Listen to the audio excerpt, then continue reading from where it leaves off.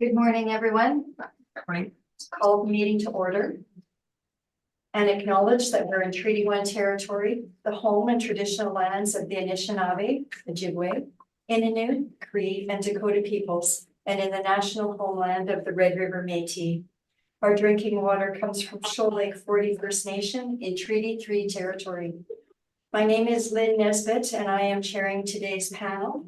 Joining me via Zoom on the panel are Mr. Narendipal Danjal and Ms. Michelle Duncan. Our assessor today is Matthew Harling, and our administrative personnel is Ms. Phoebe Graywood. To the Zoom participants of the hearing, please note, you are placed in the waiting room until your property is called upon. When it is your turn, you'll be admitted into the meeting. Kindly follow along on the City of Winnipeg's Board of Revision YouTube channel for the hearing process.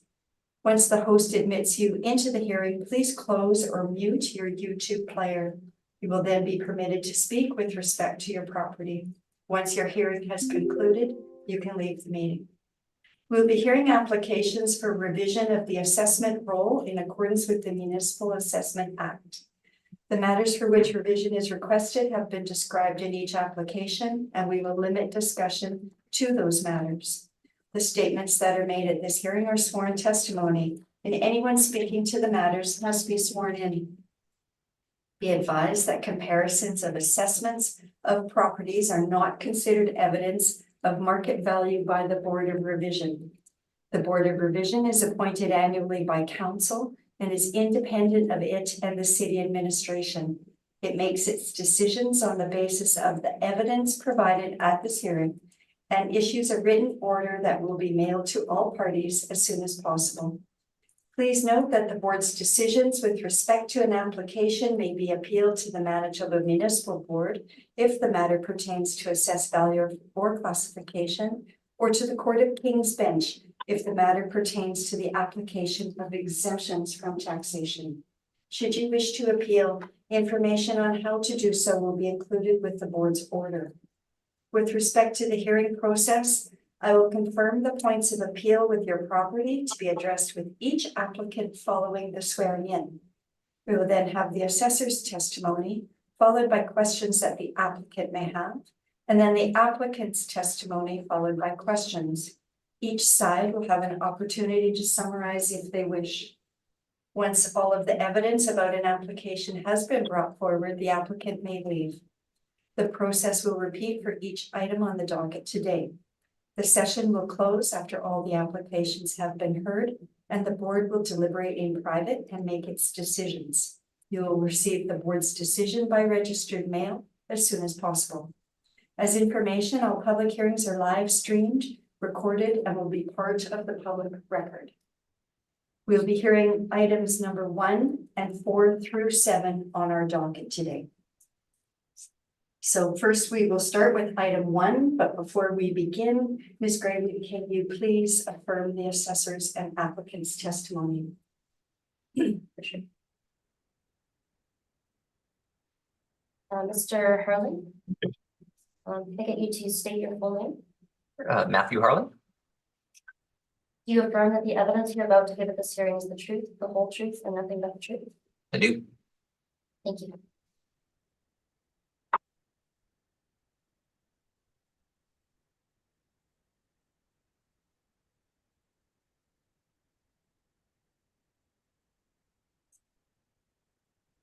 Mr. McConaughey, can I get you to state your full name? Peter McConaughey. Do you affirm that the evidence you're about to give at this hearing is the truth, the whole truth, and nothing but the truth? Yes. Thank you. Good morning, Mr. Harling and Mr. McConaughey. Today we are dealing with file number 24426, and the address is 729 Henry Avenue, correct? Correct. Okay, and we're dealing with application to revise the assessment of the property, correct? Correct. Okay, so Mr. Harling, can you please begin us on item number 1? Thank you, Madam Chair. So the file number is 2442-426. The roll number is 130960000900. The address is 729 Henry Avenue, and the owner is, we have a number company here, 4678347 Manitoba Limited. So I guess just one of the first thing I just wanted to mention is I did actually have a chance to me and Mr. McCockey I did call him just to kind of talk about the property to see if we could maybe settle the value. Unfortunately, I think we were still too far apart, which is completely understandable. But regardless, I do just have a recommendation I would just like to put forth for my position, just after further reviewing some information. So like I said, so we're currently assessed at 404,000. So and I felt the rent we were applying in our model rent. If you turn to page 13, I can just quickly show you the rent we were applying, just so you can kind of give you an idea. So Sure, why don't you take us through introduce the property first? oh sure, yeah, I can go Tell us through a little bit about it, and then you can present your verbal You know recommendation. what? Yeah, then I'll go through the whole thing, and then when I get to the income workup, I can do that. That's fine. Yeah, thank you. Yeah, that's great, thank you. Sure. Okay, so if we look on page 1 of my brief under the property descriptions, we'll see there's one building on the property. The actual and effective year built in 1961. The wall heights are 11 feet. It is zoned for M2 manufacturing.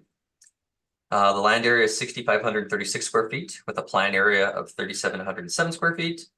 And this is also the same as the leasable area at 3,707 square feet. And this gives us an overall land to plan area of 1.76. So if we turn to page 2 of my brief, we'll just see the request for income information have been received. And there have been no recent sales. The last sale on this property was back in 2003. And we don't have it, and we have no subject property leases in place in our system. So if we turn to page 3 of my brief, we'll just see the subject property map. So this is just kind of just an overview of where the subject is. So you can kind of see at the top there, the little red dot, it says this business here. I think it's an old business. That's when I took the Google image. That's why it's saying closed. But that's where the property is situated. So you can see it's just off on Henry Avenue. You can see Logan Avenue, it's close by. So this just kind of gives you an overview of the location where it is. Obviously just adjacent is the Dufferin Industrial over there. You can see the rail lines there. If we turn to page 4 of my brief, this is just another zoomed in photo just to give you more a closer view of where the subject's located. Again, being located on Henry Avenue and just adjacent to Lulu Street here. And then obviously Higgins is just behind the property. So it's just more of a zoomed in photo just to show where it's situated. Turning to page 5 of my brief, these are just some street view images I've attained. I unfortunately didn't get any pictures of the subject or whatever, so some of these might be a little older, but for the most part I don't believe the building's changed since these pictures from my understanding. So then page 5 here, this is just the front of the subject property. Turn to page 6 at the top there, that's just a picture of the back of the property. And then at the bottom of page 6, again, this is just a similar picture of the front of the property, just from a different angle. If you look at page 7, this gives you kind of a better overview of the aerial view of the subject. So the actual parcel it sits on. So you can see the outline in pink. That's the actual parcel outline. So you can see, there's a building right adjacent to it. Obviously, that's not part of the subject. So you can just see there's the front there, and then there's the back, and then there's just the remaining pieces of land. Now, if you're turning to page 8, these are just some aerial photos just to show again, just to kind of get a better idea of just the subject from different angles, just kind of show the building, how it's situated in the parcel. This is one picture on page 8 here. Again, we turn to page 9. Again, this is just the back of the property. And then further on page 10 here, this is just actually, again, this is considered the rear of the subject. So again, you can just kind of see how it's situated. Page 11, this is just an old floor plan we had on file. Obviously, it's a very basic building. There's nothing, nothing complex about it. So this is just kind of showing an old floor plan we had on file.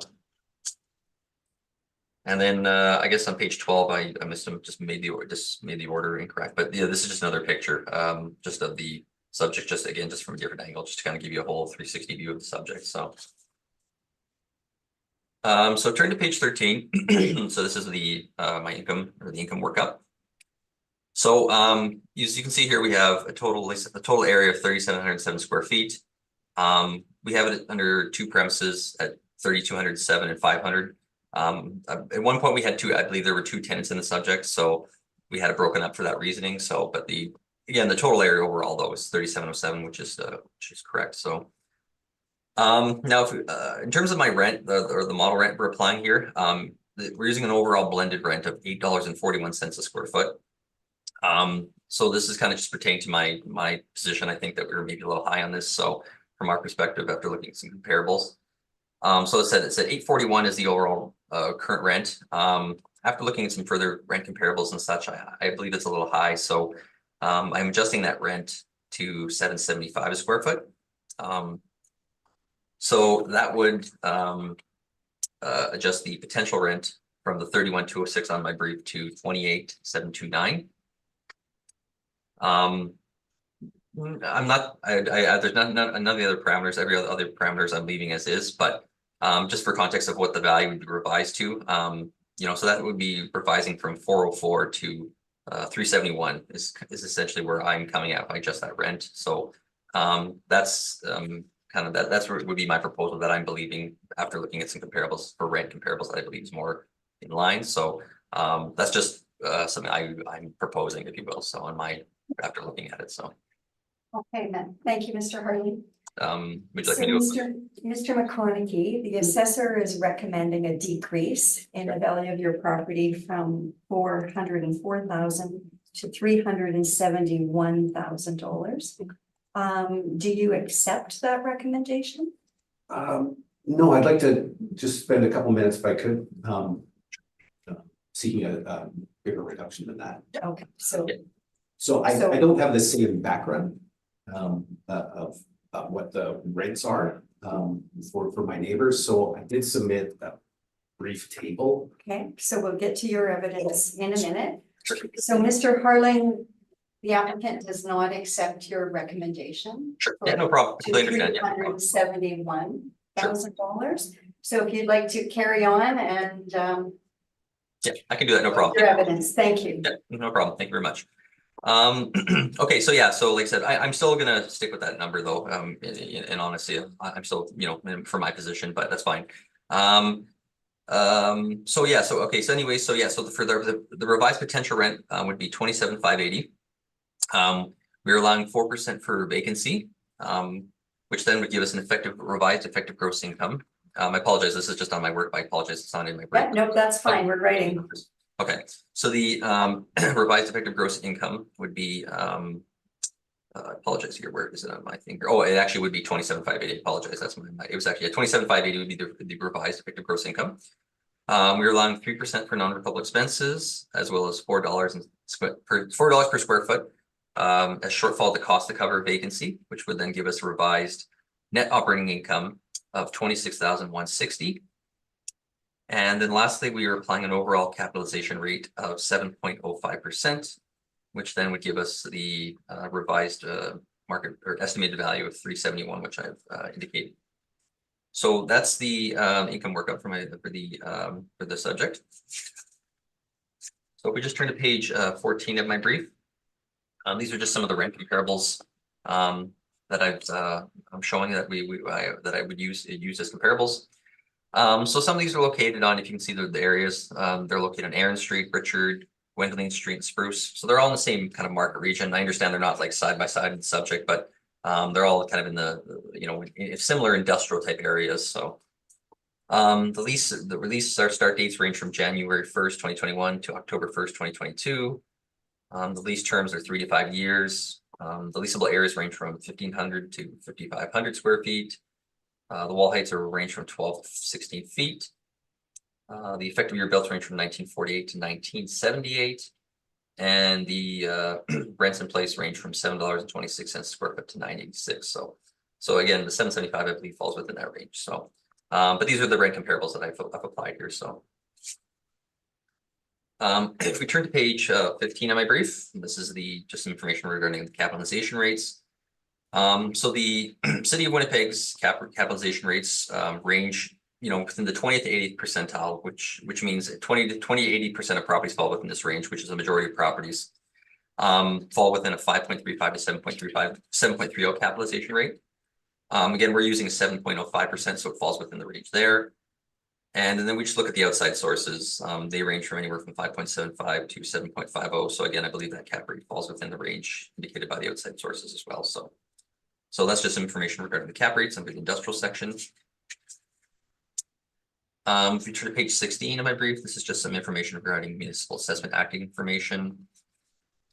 And then lastly, just pages 17 through 20 are just the requested income expense mailer that was the property owner had provided us. So so that was good. And I believe that concludes my presentation. Thank you. I'm open for questions. Thank you very much, Mr. Harlan. Mr. McConaughey, we'll start with you. Do you have questions for the assessor based on what he has just presented? We're just dealing with questions now. Sure, so appreciate all the work that went into this. It's a lot of time and effort. Yeah. And I see the comparators weren't in the same area. Can you help me understand why it wasn't in the same area? The buildings do look similar, I hear you, but why wouldn't you choose them in the same area? Well, I mean, the thing is, when it comes to the rent comparables, there's just, unfortunately, because we're using we use rents that are like net rents, that would be like that property owners provide us the rents. And unfortunately, sometimes, I mean, a lot of the properties in some areas are owner occupied, so they don't have rents in place. So unfortunately, I'm just trying to find comparables as similar as possible, as close as possible.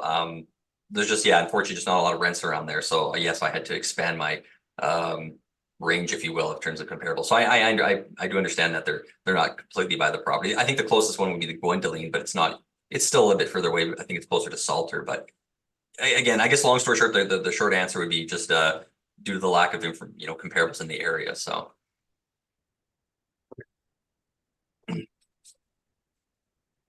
Any other questions, Mr. McConaughey? No other questions? Okay, thank you. Mr. Dungill, do you have any questions for the assessor? No, I don't at this point. Thank you. Okay, thank you. Ms. Duncan? No questions, thank you. No questions?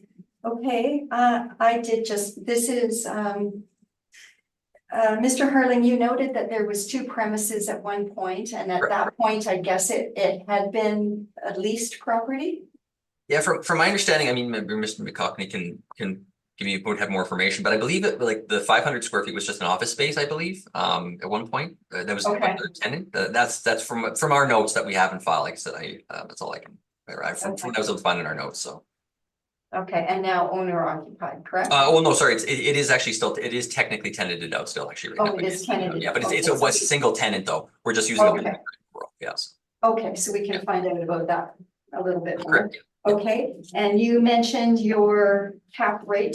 Have you inspected this property? Have you been in recently? I haven't physically been. I've driven by fairly recently. Just driven by. I believe there were some pictures provided in Mr. Cockney's brief, so I saw some pictures of it. So yes, but I personally haven't inspected it recently. So then, with respect to your comps, are they? I appreciate that you did have to go out of area slightly, although. You made every effort to find something that was comparable to the subject property. Are they in the same type of condition or anything like that? Do they? I mean, like I said, like some of them are, for example, some of them are newer. Like for example, the one in Spruce, it's 1978. And the one at Richard 73. So those ones are slightly newer than the subject. But there's going to be a range. So like I said, in terms of condition, I apologize. Yeah, maybe I should have thrown some pictures of the actual comparables. I apologize on that. So, it's hard to say because I mean, there's no 2 buildings exactly alike. Obviously, comparables are, there's no such thing as a perfect comparable, but there's a range. So for example, like the one on Spruce here, I think it's a little bit better, obviously, because it, being newer building, better wall heights, slightly, again, the rent's reflective of that. Then I look at some of the older ones, like for example, the Gwendoline, it's slightly older, similar wall height, 726. So yeah, they're similar in condition, but I can't say exactly no. So Okay, no, that's fine. And your numbers are model driven, although you have taken a look and done some manual adjustments for your recommendation. Would that be correct? Yeah, that's correct. Yes. Okay. All right. And thank you. I have no additional questions for you, Mr. Harlan. Thank you very much. McConaughey, we are ready to hear your presentation. Okay, thank you. Yeah, no, I will be brief. that's okay. Take your time, whatever you need. Appreciate that. in comparing the buildings, I understand why you chose comparators elsewhere. But I obviously, as you can see, chose the ones on my block, just for proximity, and they're similar sized buildings, similar vintage, similar look and feel. Can you point us to the page you're referencing? So this was in my submission. Okay, yeah. That I submitted a spreadsheet that Okay. had 729 Henry, 735 Henry, Okay, got it. 743 and so on, yeah. Okay. So those are the neighbors in sequential order to the west on my block. So those are very similar buildings. As I said, similar vintage, that sort of thing. And when comparing my frontage, and forgive me, I don't know the calculation that goes into determining these things, but I used all the information I could find on the website, on the city website. So my frontage is half of theirs, yet my assessed value per square foot in some cases was double, and in other cases not double, but was the highest assessment per square foot of any of the buildings on my block. And how I arrived at that was just by taking the assessed value divided by the approximate building square footage. Now, I know that's kind of a rough. The building guide. square footage? Yeah. Sorry, So, getting my calculator. so all right, if you're looking at that spreadsheet, I am. yeah, so in that top row that's highlighted yellow, Mhm. the assessed value for 21 was 361,000. If you divide that by 3,700 square feet.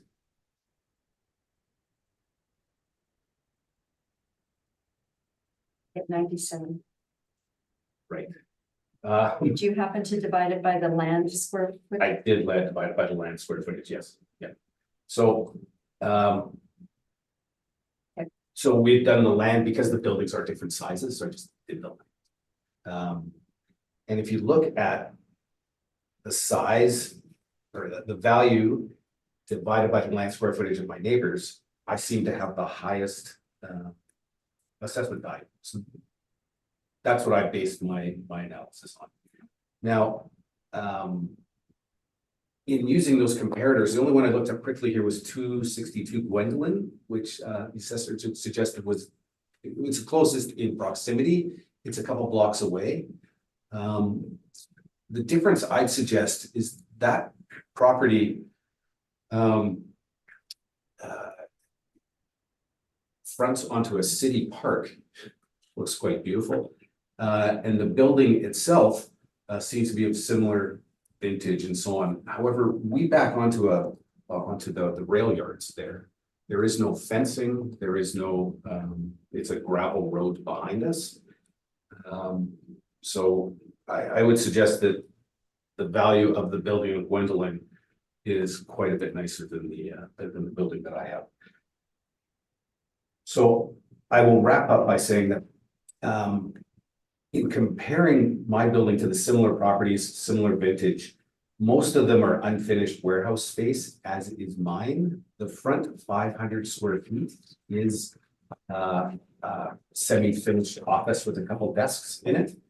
The rest of the property, 3,200 square feet of the building, that is unfinished warehouse space and manufacturing area.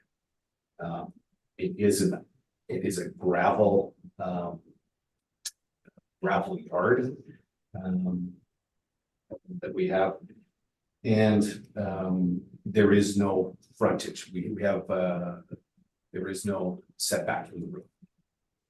So with all those, using my comparison of comparing myself to the neighbors, I was requesting an assessment of 300,000.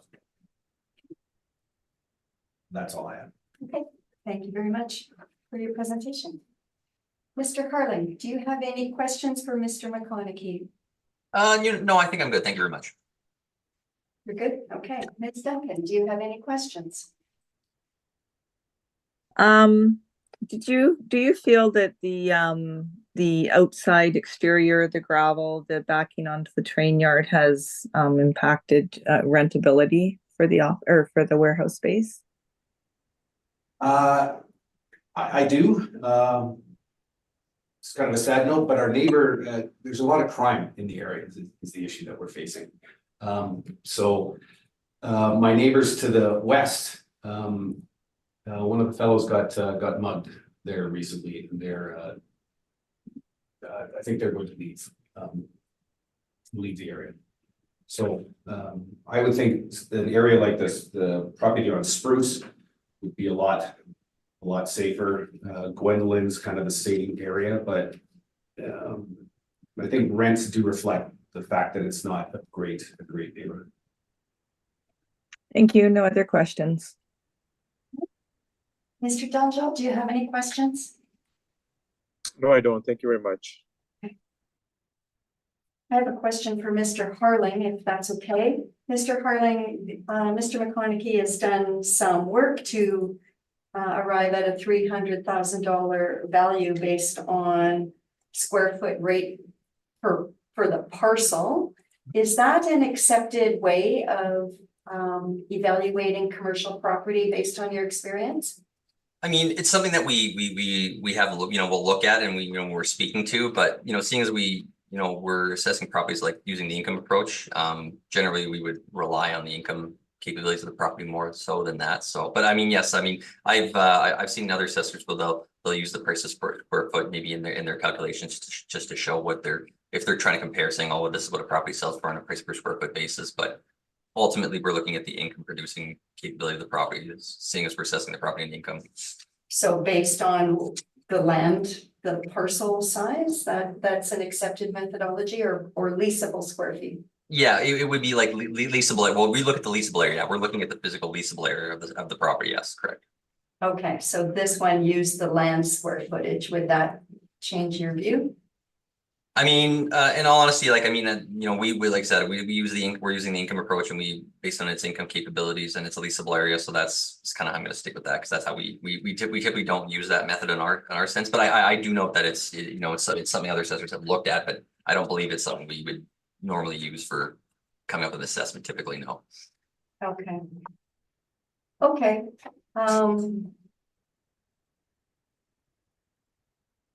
Hey, Mr. McConaughey, can you speak to the quality of these buildings? Are they similar to yours in age? Are they similar in construction? Are they similar in configuration? I see that the land square footage is more, but how about the building? So I do see building now that I'm looking at your table, so that was a dumb question. But yeah, okay. yeah, Can you speak to that? the building vintage is mostly the same. They're all concrete cinder block buildings. Mhm. Most of them are flat roof. They all have that same sort of zero setback from the road, with mostly gravel parking lots in the back, or gravel universe in the back, and they all back onto the same trade tracks. None of them are two. I actually shouldn't say that. One is two-story. The last one is a two-story building. Are they zoned the same? I can double I check. would think so on that block. I can see here. Okay. Yeah, but they're all zoned the same. I just looked it up. Yeah, they're all the same zoning. M2. Okay. And none of them are retail. They're all a similar sort of warehouse operations. Okay, then I do not have any additional questions for you, so thank you very much. Thank you for your time. Appreciate you coming in today and talking to us. My pleasure. Look forward to seeing what's. Okay, Thank you. thank you.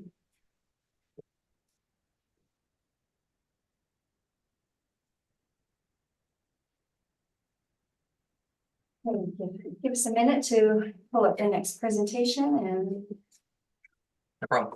thank you, Mr. McConaughey. Bye now. Thank you. Get Mr. Rack up. Mr. Rack, are you there? Can you hear us?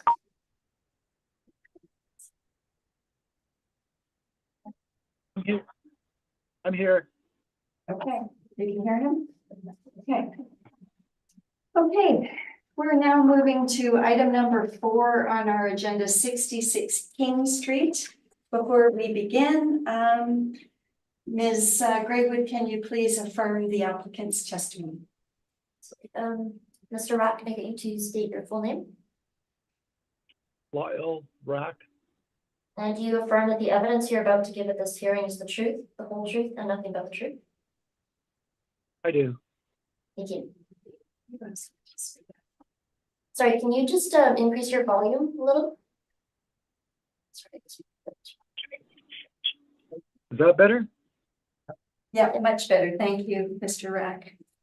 Okay, we will now deal with item number 4 on our agenda, file number 24-340, 66 King Street.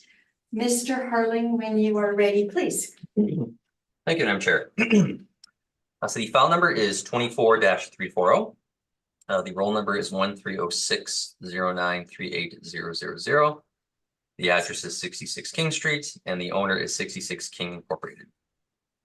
The 2025 assessment, based on a reference date of April 1st, 2023, is $1,591,000. If we look into the property description information, we'll see this is a there's one building on the premise or on the property. It's a 7-story building. The actual and effective year built is 1909. The wall heights are 10 feet. The land area is 6,578 square feet with a planned area of 5,915 square feet and a total leasable area of 3,780 square feet. And then lastly, we have a land plan area of 1.11. So if we turn to page 2 of my brief, we'll see the request for information has been received. And further than that, you'll see the sale history. Last time the property sold was in 2010, so there's no fairly recent sales. And we currently don't have any subject property leases in place in our system. If we turn to page 3 of my brief, you can just see where the subject is located. So if you look at the map here, you'll see where the little red kind of dot arrow is there. So again, this is located in the exchange area of the city of Winnipeg. So you can just kind of see the road to the left of the map there. That's Main Street. So it's actually not very far from where we are now. So, so this is just kind of a zoomed out photo where the subject is located. Turn to page 4 of my brief. You just get to see the more closer in photo of the subject. So as you can see here, the building's on 66 King Street here, and then the other surrounding streets are Princess Street, and then McDermott Avenue is the building also fronts on McDermott. So you can kind of just see where it's located.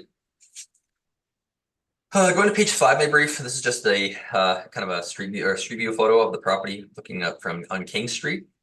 So you can kind of see the subject here. Again, it's a 7-story building. This is a loft warehouse building. So, but this is where you can kind of see where it's located. And then if we turn to page 6 of my brief, this is just another photo from the subject from a different angle. Again, looking at King here and then McDermott on the other side. So you can kind of just see the most of the building. It's hard to get a full shot of it due to the height of the building. If we turn to page 7, this just kind of gives you more of an aerial view of the subject. So again, where I've outlined in pink here, this is the subject property we're dealing with today here in 66 King.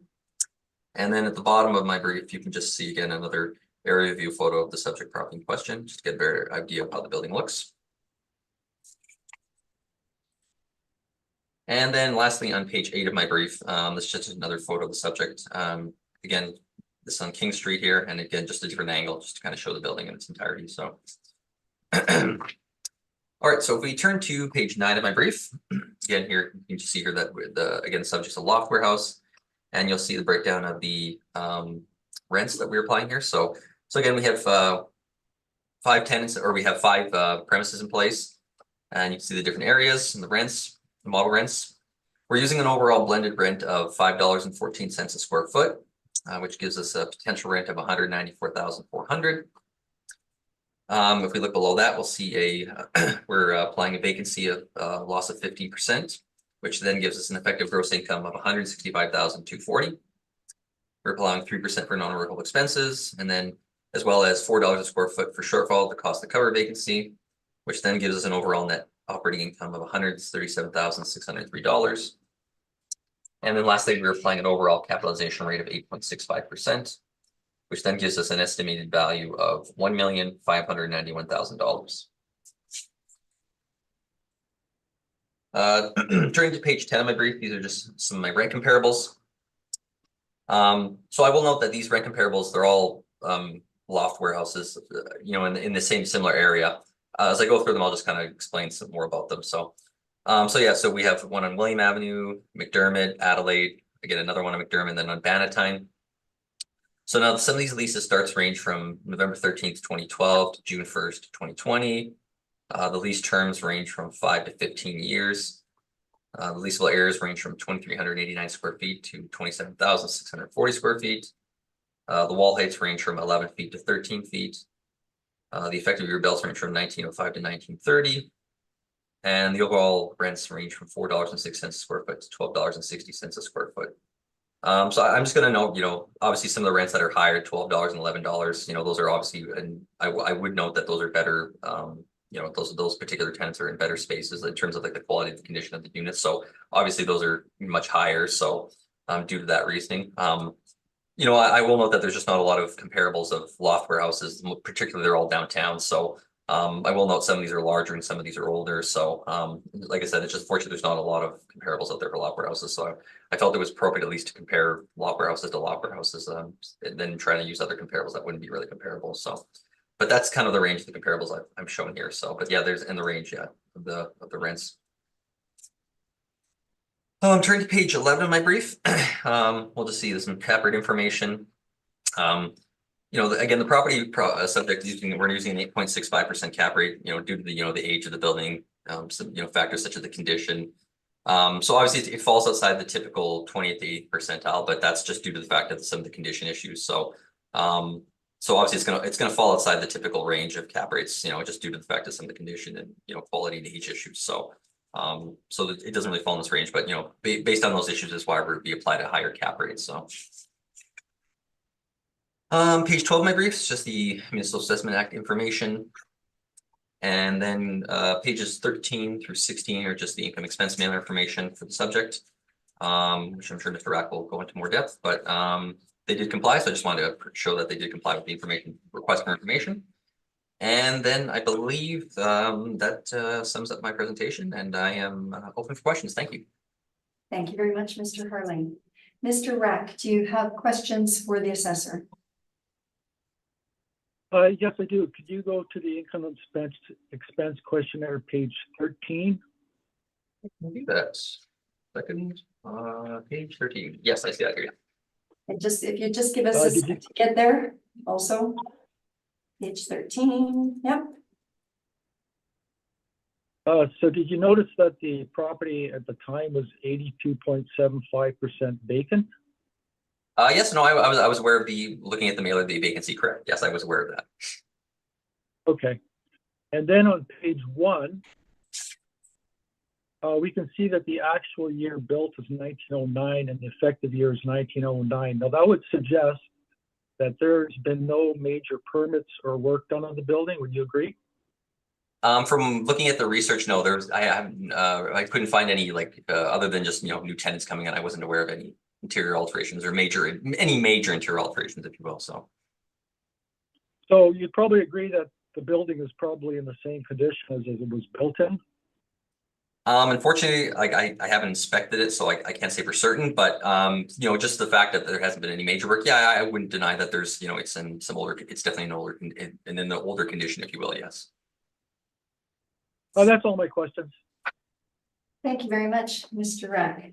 Ms. Duncan, do you have any questions for the assessor? No questions, thank you. Okay, Mr. Danjal, do you have any questions?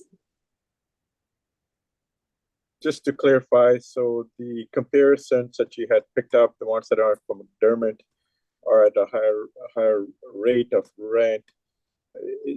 What's the reasoning for picking those ones then for comparisons? Well, like I said, at the end of the day, like it's a loft warehouse. There's not a lot of, like I said, the only loft warehouses in the city are typically in the exchange area. So, you know, I tried to find comparables as close as possible. Yeah, and like I said, I understand that they're significantly higher.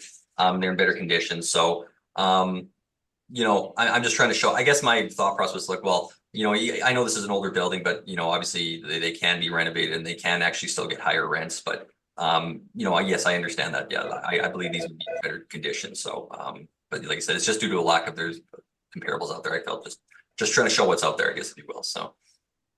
Thank you very much. That's the only questions I had. Thank you very much. I have a question about the vacancy rate. The INE suggests that the actual vacancy rate is 82.75. Are you aware, is that sort of vacancy been maintained over the last several years when you looked at previous income statements? I'm sure Mr. Rack will actually probably go into a bit more than myself, but you know, I will note from looking at some of the mailers, there has been an issue of vacancy that's for the past few years. So that is something that is I'm aware of, so that maybe something that we could look at going forward, obviously. So, but I am aware of that though, yes. So. Okay, so you've given it in your model, or the model has given a vacancy of 15%. Is that would that suggest chronic vacancy, or is that the highest vacancy rate that is? I mean, like when it comes to vacancy, obviously we look at it, like you're right, chronic vacancy would be a situation of, several years of, being consistently vacant.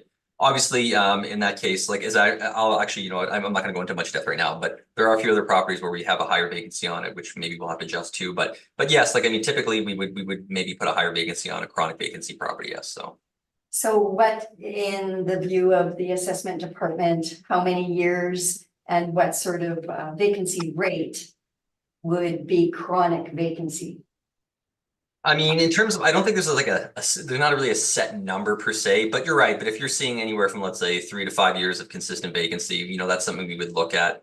Another thing too is you have to look at, I guess, the reason for the vacancy too. Like, is it a situation of, they can't find tenants, like nobody wants to rent the space for whatever reason, or is it, maybe they're renovating the space and, they can't tenant it out because they're renovating it. So we have to look at it on a case by case basis, I guess, really. So, Right. But like I said, I'm sure Mr. Rack will kind of go into more depth on that. So then, assuming that this building does have a chronic vacancy, as you point out, Mr. Rack will talk about this in his presentation. Why not a higher vacancy rate? Yeah, like I said, obviously, this was something, after the fact, looking at it, I didn't make make any changes. Like I said, that's something that we would look at going forward potentially here. So, like, I mean, I'm just gonna stick with how we have it now, and whatever, I guess the board decision is, I'll just go for that one. And let Mr. Rack go over his information, kind of leave it at that. So we may have some questions for you then following Mr. Rack's. Potentially, yeah. So yeah. Okay, let's see.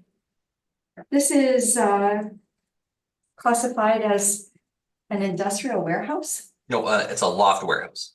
a loft warehouse. Yeah, The correct. fact It's is- Yeah, basically a loft warehouse. I mean, I'm sure like it's a 7-story building with just essentially every floor is just like open concept, exposed beams, higher, exposed ceilings, exposed wires, something of that nature. So essentially it's just big open space, really. Some of the tenants here vary, like, it'd be office space, potentially you could use it for storage space. Like it has a variety of uses, obviously. So, Okay.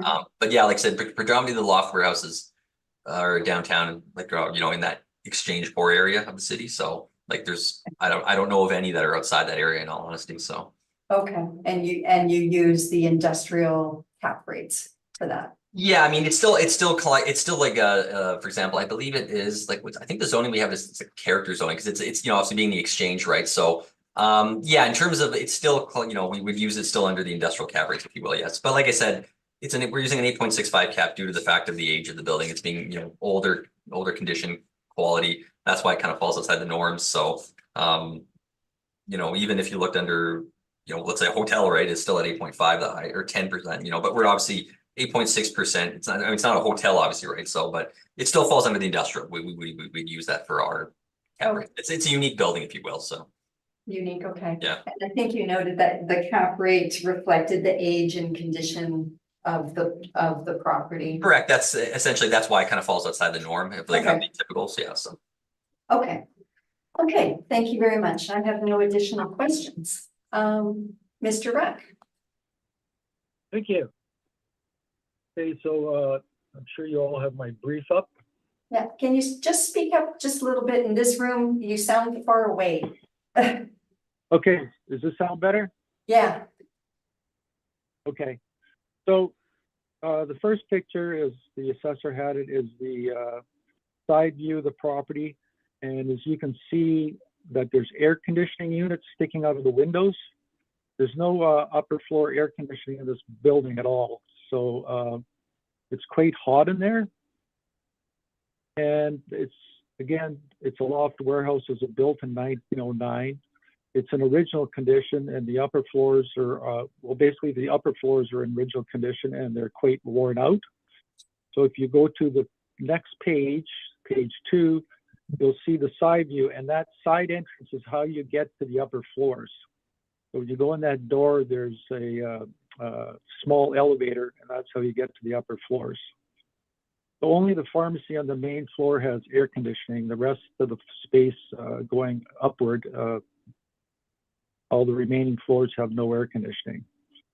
So you can see there's a picture, aerial picture, and these are the 4 properties we're dealing with today. So you got 66 King, 288, 290, and 296 McDermott. So they're all in one block. So the next picture that you see inside the warehouse, that's the 7th floor. And you can see the condition of the 7th floor. All the pipes are exposed, plumbing is exposed. You can see the condition of the floors. And so if you go down to the next page with the windows, you will see that all the paint is coming off the walls. And that's due to the fact that with these old buildings with the bricks become porous and moisture penetrates through the bricks. And basically that's what causes all the paint to come off. So you can see it's in poor condition. And you can see those are original slide up windows.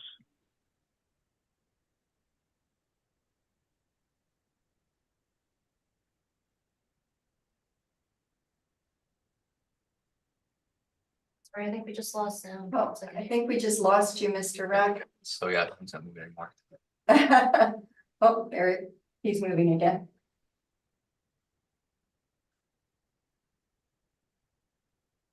Let's see. Hang on just a minute while we get you back. Looks like you're muted. Are you able to push the, should be a little microphone icon? Can you hear me now? There we Yeah. go. Perfect. Yes, okay, carry on. Okay, so you can see that the ceiling in the stairwell is, the roof is leaking. That's the top floor. In addition to the walls, moisture coming through the walls, the ceiling is leaking, so it requires a roof. So if you go down to the next page, that's basically the 4th floor, the 6th floor. Or that'd be the 5th floor. You can see like a Target over there. There's a little bit of space that was rented out last year to a computer company. And so that floor is basically the same as the upper floors. And if you go down to the next picture, that's the same floor where it says water penetration. So you can see the walls by the air conditioning unit. That water is penetrating through that brick. So it's in poor condition.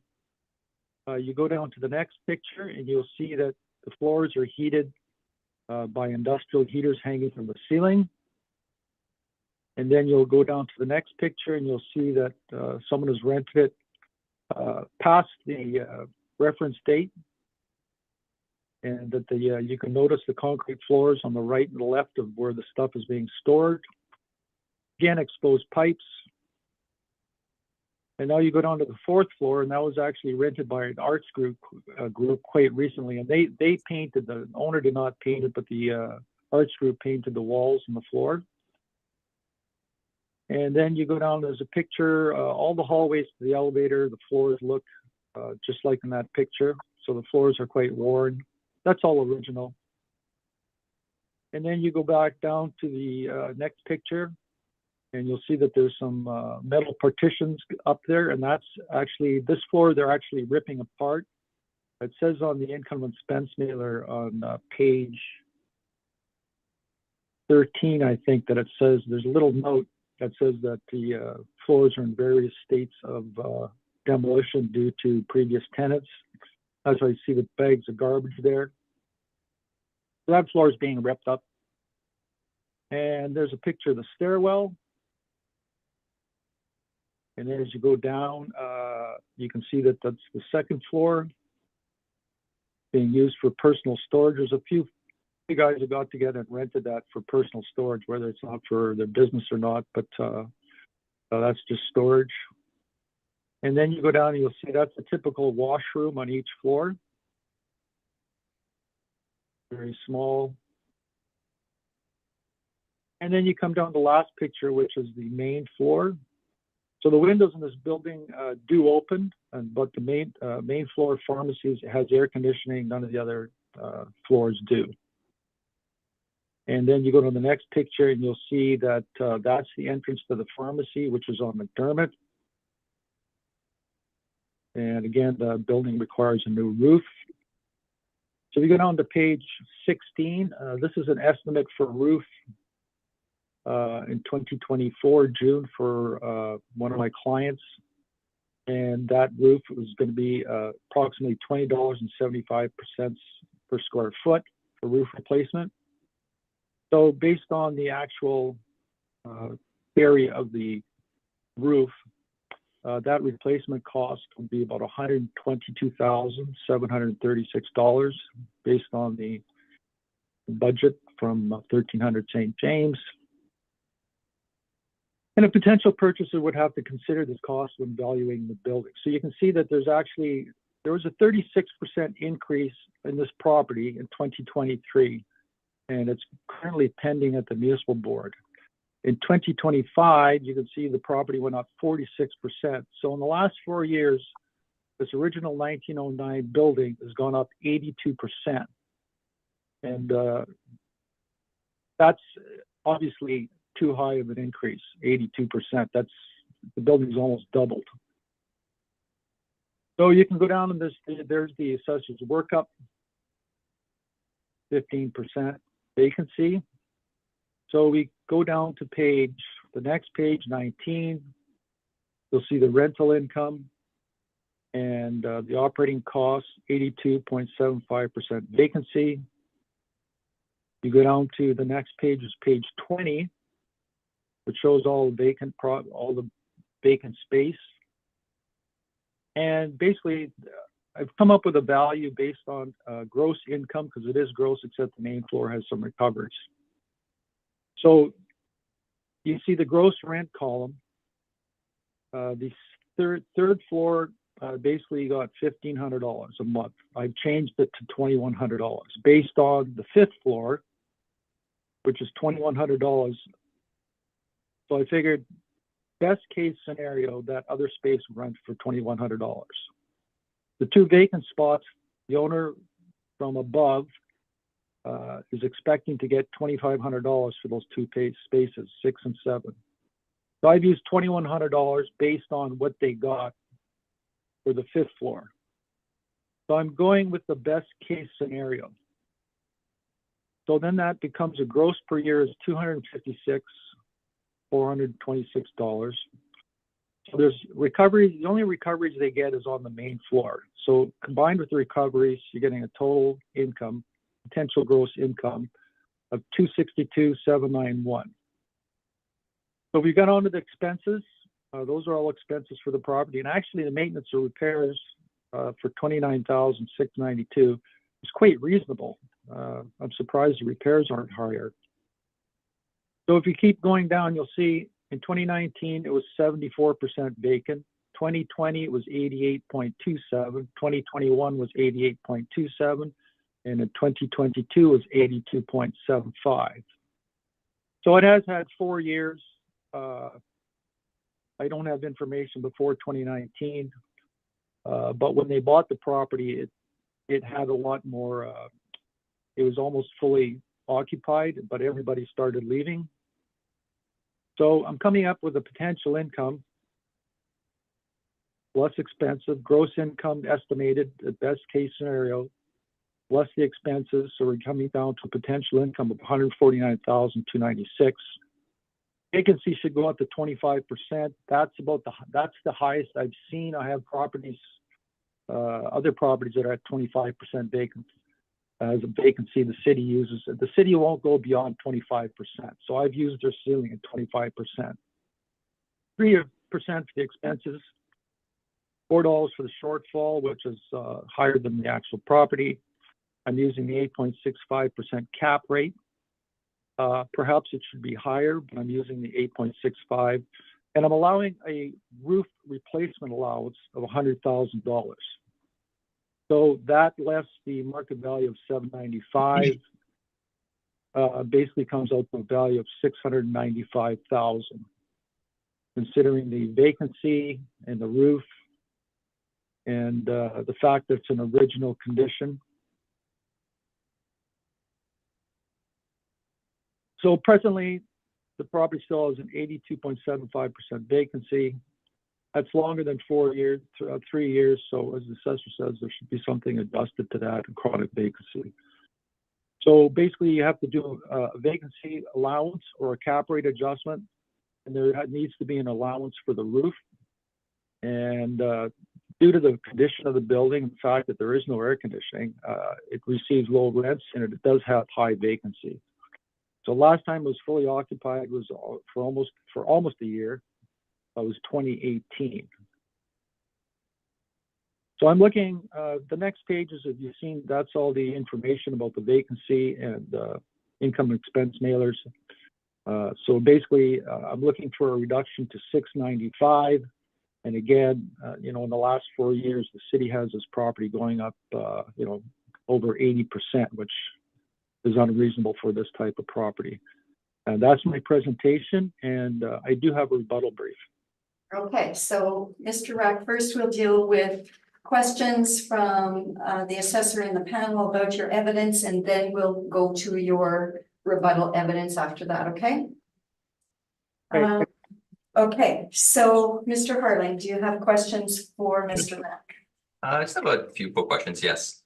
Thank you. So the first question I have for you is, if we can turn to maybe page 16 of your brief, the information regarding the roof. You've indicated obviously there's damage to the roof and such like that needs to be replaced. So are you aware if there's been a quote done for the actual subject property we're dealing with? Like, have they actually had an actual company come in to inspect the roof to see the condition of the roof?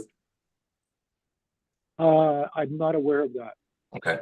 So, because I guess my question is, like, you've indicated that there needs to be $100,000 reduction based on the roof. But the quote we're relying on here is for a completely different property at 1300 St. James. So, I'm just wondering how we can, how can we rely on a quote from a different roof when we don't really know the condition of the current roof? Well, we know that the current roof is leaking. I mean, there's pictures of it. We know that the walls, there's been no estimate to what is required to fix the walls. And we can see pictures that there is a problem with water penetration through the walls. So I've allowed 100,000 because this is an estimate based on the area, and the roof on St. James is a flat roof, which is exact same type of roof that's on the subject property, a tar and gravel buildup roof.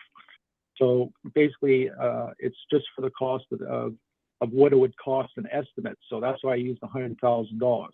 The other thing is that the owners, since they've been losing money on this property for 4 years, is they actually, I would imagine they don't have the money to replace the roof. I know I did talk to the owner, and they said they have to get someone, as it's getting worse, once someone gets in that building, have to do some patching or something. But even the picture that you have, the aerial view, I mean, you can't tell much from an aerial view, but the roof does look like there's parts of it that are in pretty bad shape. But you can't rely on an aerial view. But that's why I use that estimate, so we can just get, some kind of feeling about what that property, what that roof may cost. So the estimate I have is almost $123,000. So I thought it would be reasonable to allow $100,000 for a roof replacement. Okay. So, but yeah, so I guess at the end of the day, you're right. They haven't done an actual one for the subject. So we don't, like I said, I understand how you've done it, but I'm just saying, we don't know, comparing, I don't know if we were just using as an estimate, I think it'd be more appropriate to use an actual quote from the building, but anyways, that's kind of my position on that. And the second, I guess just the second quick question or just something I'd like to point out is, so just in your workup, your income workup. So I understand you've taken gross rents and then you've deducted all the expenses, and then you've, essentially put into the assessment department's parameters, obviously you've upped the vacancy. So, I see you've already deducted the expenses. So you know, you're also including the 3% non-recoverable expenses the city includes, so, you know, wouldn't that be considered double counting expenses? I'm not double accounting expenses. 3% expenses is which was described to me in the last go around of 2023 when I questioned the assessment department. That 3%, it's only $3,359, and that is supposed to represent unrecoverable expenses when you're closing the cost of selling a property. And that was actually that was reinforced by Brocky Neufeld from Colliers, and he was saying the same thing, that there's unrecoverable expenses when you sell a property, and that's what that 3% represents. Well, it's to deduct expenses, so you've already, like I'm saying, you've already deducted all your expenses, so it seems like you're including additional expenses, so. Well, that's, I mean, to be fair, that's, you have to come down to a net rent. And that's exactly what anybody would do when appraising a property. And to be fair, all properties get that 3% expenses. So I applied the same 3%. It's only $3,000. Well, I mean, yeah, it's I guess not that's what I'm much saying. money. It's like, it's not a significant number, so it seems like, I'm not sure why you're including it, but it is including additional expenses. But anyways, you know, I think that'll conclude my questions. Thank you. Thank you, Mr. Harlan. Mr. Dungill, do you have any questions for Mr. Rack? No, I don't. Thank you very much. Thank you, Ms. Duncan. Just in your workup, you've put in a 25% vacancy rate. You've reflected that there's a chronic vacancy rate supported at around 82%. Where did you come up with 25% vacancy for your workup? Well, the vacancy rate is 82, 88, and 88. 25%, as I stated before, is the highest that the city, that the assessment department will apply to a property. So I applied the highest rate that the city would allow, which is 25%. Okay, thank you. No further questions. Okay. I also had the same question about expenses. And I guess what square foot rent are you ultimately thinking this should be, Mr. Rack? Like if I'm looking at the way the assessment model is working, and there is you know, rent for each floor, you've sort of noted that in your model, and then what would be the average rent overall for this building? I can give you that in 1 second.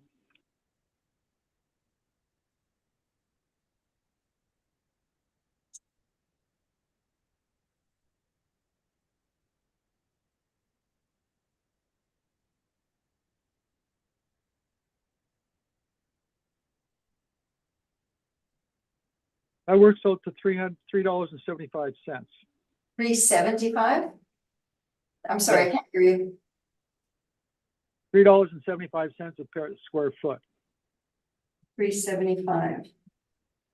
Okay, so If, then your potential rent works out to how much? Based on, I guess, that 37. Well, the potential income is on page 20 as $149 and $149 and $2.96 in my workup. So Page 20. if I use your potential rent, like I'm just trying to follow through with your math. That's all I'm trying to do. So if you use the term potential income, is that potential rent? Is that what you mean by that? It's different terminology. Yes. So I'm just, okay, so, and what square footage did you use? I used on the same, just above that, I used the area of 39,839. 839. So you use slightly different square footage than the assessor by 39. Yes, I'm using the square footage that the owner has indicated on the income and expense questionnaire. So when I do $3.75 times the square foot that you come up with, I get a different number than you. So that's why I'm confused. I'm trying to follow your math, and I'm not quite following it yet. Okay, I'll recalculate that. I must have got something wrong.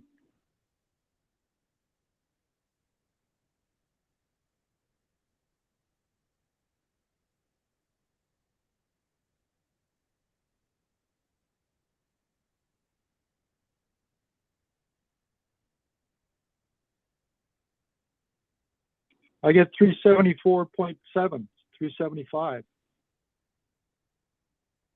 When I do the square foot of 37,839 times $3.75, I get a potential rent of 141,896. I think it's the area because Mr. Rack's using 39, we're using 37, so I think that's the difference maybe.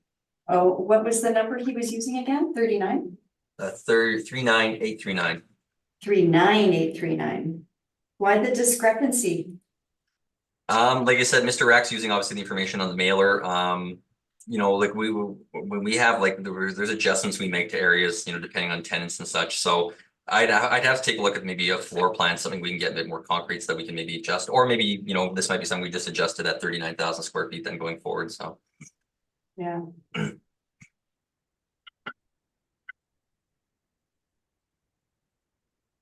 Okay. So I'm still get a slightly different number than Mr. Rack. I get 149,396. So should I be going with the 149,296? Well, you're not going to get the exact number because it's basically like it's basically about 5 decimal places. Yeah, true. That's true. And then you are suggesting a 25% vacancy rate and you're accepting the cap rate. That's correct. Okay. Okay, this is a question for Mr. Harling.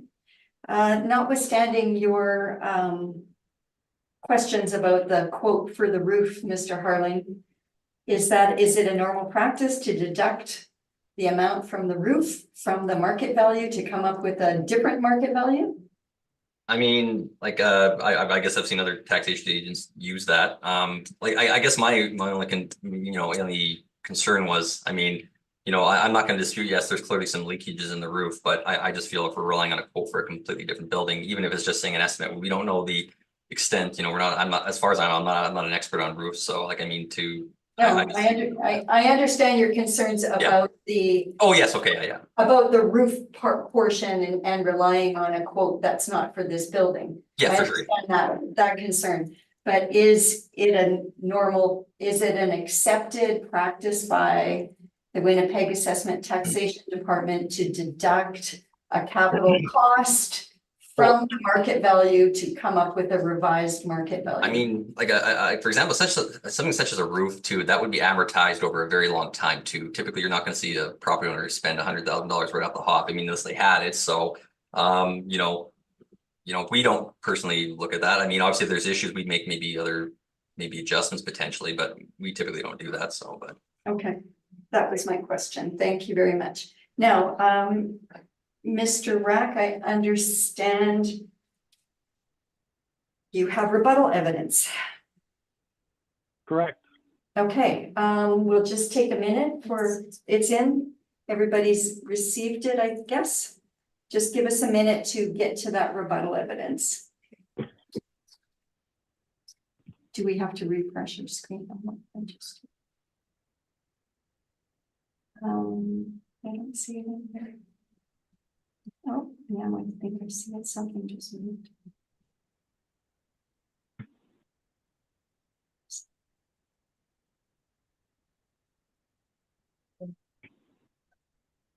Right here. Okay, does everybody have it open?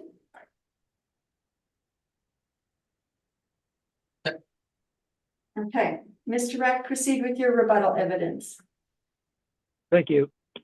So you'll see in page 1 that this, you're getting a copy of this for all 4 properties.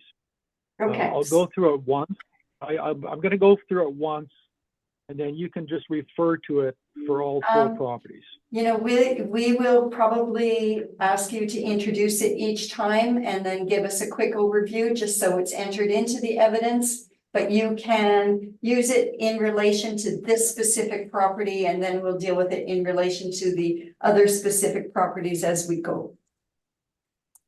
Okay, We can deal with it So- quickly as we go, but let's spend some time on it now.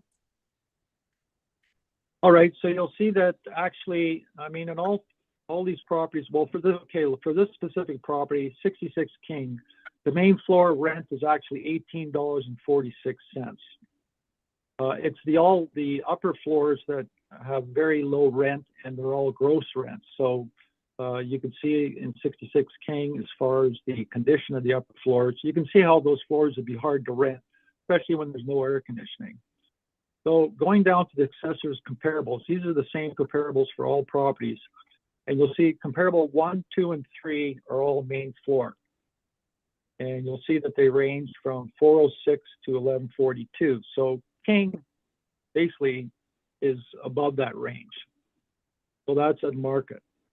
So if you go to the pictures, you'll see below some pictures. So you got 312 William, $8. If you keep going down, you'll see that the next one is 258 McDermott and 250 McDermott are the same building. So both those rents are in the same building. So the main floor is 1142, and surprisingly, the second floor is at 1260. So it's higher than the main floor. So if you go down to the next page, page 3, you'll see why it's higher. So the tenant says right there, 250 McDermott, room 204. That's Ubisoft. That's actually a software development company. They make computer games. So if you go to page 4, you'll see that's a picture inside the building. So it's all office space. And you go down to page 5, you'll see that the interior has been well renovated. Those two pictures inside the building. You go down to the next page, page 6. You'll see the inside of the building is very nice. So that space has had a lot of money invested into renovations for that tenant. But I would suggest the renovations why there's a rent of $12.60. And obviously the second floor has got to be air conditioned, unlike the subject property. So I would think that this is a superior space to the subject property based on the pictures, and it's obviously a nicer space and would demand a much higher rent. If you go to the next picture on page 7, you'll see that the actual 125 Adelaide main floor has 2 overhead doors, so you can drive into that building. You can't drive into the subject. And finally, in the bottom is Canada Goose at 365 Bannatyne, and it's 27,640 square feet at 475. It might be coded as a loft warehouse, but that's really not a loft warehouse space. Warehouses are typically like right downtown, and there are a number of stories. This is not a loft warehouse, in my opinion. And you'll see at the bottom picture, there's actually an overhead door where for unloading, so you can actually drive into that building. So that's not comparable to the subject property. And that's my rebuttal. Okay, thank you very much. Mr. Harling, do you have questions on the rebuttal evidence? No, I think I'm good. No, I kind of noted some of the properties. Some of this, I kind of noticed some comparables were superior anyways, but yeah, so I'm good. So. Okay, thank you. Ms. Duncan, do you have questions on the rebuttal? No questions, thank you. Thank you. Mr. Donjo? No, I don't. Thank you very much. Okay, and I don't have questions on the rebuttal evidence. So I think then, Mr. Assessor, do you have rebuttal evidence? No, I have no rebuttal evidence. No. Okay. All right, before we wrap up, is there any desire for summation? Mr. Harling? No, I think I'm good. Thank you, my part. Okay, and Mr. Brack? No, I'm good. Okay. Okay, thank you. That concludes item number 4. Does anybody need a quick break or are we good to proceed? I mean, or, sorry. I would like a 5-minute break if you don't mind. 5-minute break? Okay, let's reconvene here. Well, we'll give you till 10:25. How about that? Okay, that sounds good. Okay, so we'll just recess for 9 minutes. We'll reconvene at 10:25. I'd like to call this meeting back to order. We are now going to move to item number 5 on our agenda. That's 288 McDermott Avenue. Mr. Harling, when you're ready, you can begin, please. Thank you, Madam Chair. The file number is 24610. The roll number is 1-306-09-36000. The address is 288 McDermott Avenue, and the owner is 288, 290, 296 McDermott Avenue Incorporated. The 2025 assessed value based on a reference date of April 1st, 2023 is $1,536,000. If you look under the property description information, we'll see it's a one-story. There's one building on the property. It's a 6-story building. We have 9 premises. The actual and effective year built in 1905. The wall heights are 15 feet. The land area is 6578 with a plan area of 5940. We have a leasable area of 34,674 and a land to plan ratio of 1.11. If we turn to page 2 of my brief, you'll just see the request for information has been received. And there have been no recent sales on the property. And we have no subject leases in place. So I think maybe this one should be able to go a bit quicker. So this actually, as I believe you kind of, Mr. Rack alluded to this as well as myself. All these buildings are on the same block. So this is literally right next to it. So I don't think I need to go through much through the pictures because we already established where it is. So if we just kind of go to page 5, this is the front of the building here, situated on McDermott Avenue. And then page 6 again, just showing the where it's located, again next door to the previous property, 66 King. And then on page 7, I've just shown where the red dot is. That's where the building in question is. And to maybe speed things up going forward, the next 2 buildings are adjacent, which you'll see. So, and then page 8 again, just some more photos, just from different angles. So we just turned to page 9 of my brief, which is the income workup. Again, we have 9 premises here. So we have a total leasable area of 34,674. We're using an overall blended rent of $5.35 a square foot. This gives us a potential rent of $185,482. We're allowing 15% per vacancy, which gives us an effective gross income of $157,660. We're allowing 3% for non-crop expenses, as well as $4 square foot to cost to cover shortfall, or a shortfall to cover the cost of vacancy, which then gives us a net operating income of $132,126. And then lastly, we're applying an overall capitalization rate of 8.60%, which gives us the estimated value of $1,536,000. Now, again, if we go to page 10, I don't think, unless the board wants me to, I mean, I will note, I think Mr. Rackett alluded to this as well, like, being these buildings so similar in location, the comparables are all the same. So you want me to go through them all, I guess? Yeah, if you can just, because it's a standalone hearing for this property. Okay. I just want to make sure that the evidence is entered in properly. So if you can just review them. Okay, sure. So again, so the comparables again located on William Avenue, Adelaide, McDermott, and Bannatyne. The lease start dates range from November 13th, 2012 to June 1st, 2020. The lease terms range from 5 to 15 years. Leasable areas range from 2389 to 27640. The wall heights are 11 to 13 feet. And the effective year built range from 1905 to 1930. And then the rates range from $4.06 a square foot to $12.60. And again, as I've been alluded, obviously some of these comparables are definitely superior to the subject, which we've already heard. So going to page 11 of my brief. Again, we're applying an 8.60 cap. Again, it's due to the age, condition, location, quality of the building. Obviously, it's going to fall outside the parameters, normal parameters, but those are the reasons we applied that cap of 8.6. Page 12 again, just some Municipal Assessment Act information. And then lastly, page 13 through 17 is just the income expense and mailer information. So I believe that really kind of sums up this particular property. So I'll leave it at that and open for questions. Thank you. Thank you very much, Mr. Harling. Mr. Rack, do you have any questions for the assessor? Just one, on page 1, the actual year built of the building is 1905 and the effective year is 1905. And I guess I brought this up in the last one.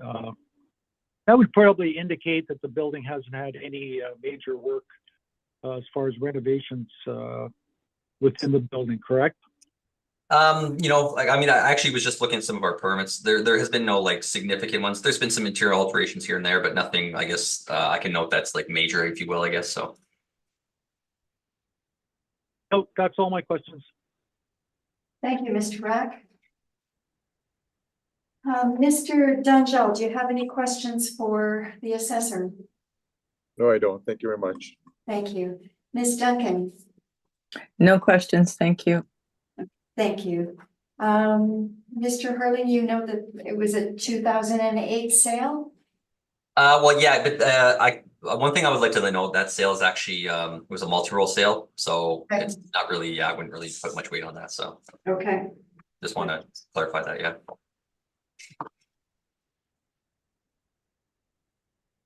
okay.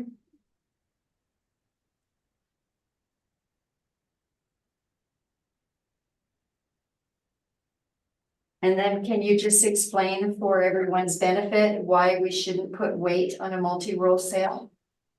Well, typically, you know, when it comes to a multi-role sale, like we don't know, you know, we first off, you know, if it's, let's just say it's 2 buildings, right?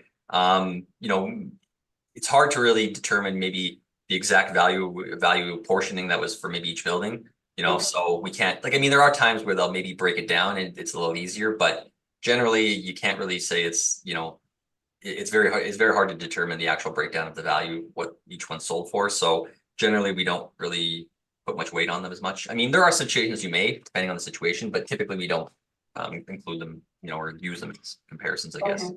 So, so I can just summarize. If there's 3 buildings and there's, you know, they kind of look the same and they were bought for $3 million. This is just all hypothetical, just for everyone's understanding. You might attribute $1 million to each property, but there could actually be differences in terms of an actual value. It could be 800 for one, you know. Yeah, Well, correct. 1.2 Yeah. for another, like that sort of thing, right? Yeah, exactly. Like I said, Okay. unless they've stipulated it out, which, Okay. yeah, so. Okay, I just wanted to make sure everybody was clear in that, so.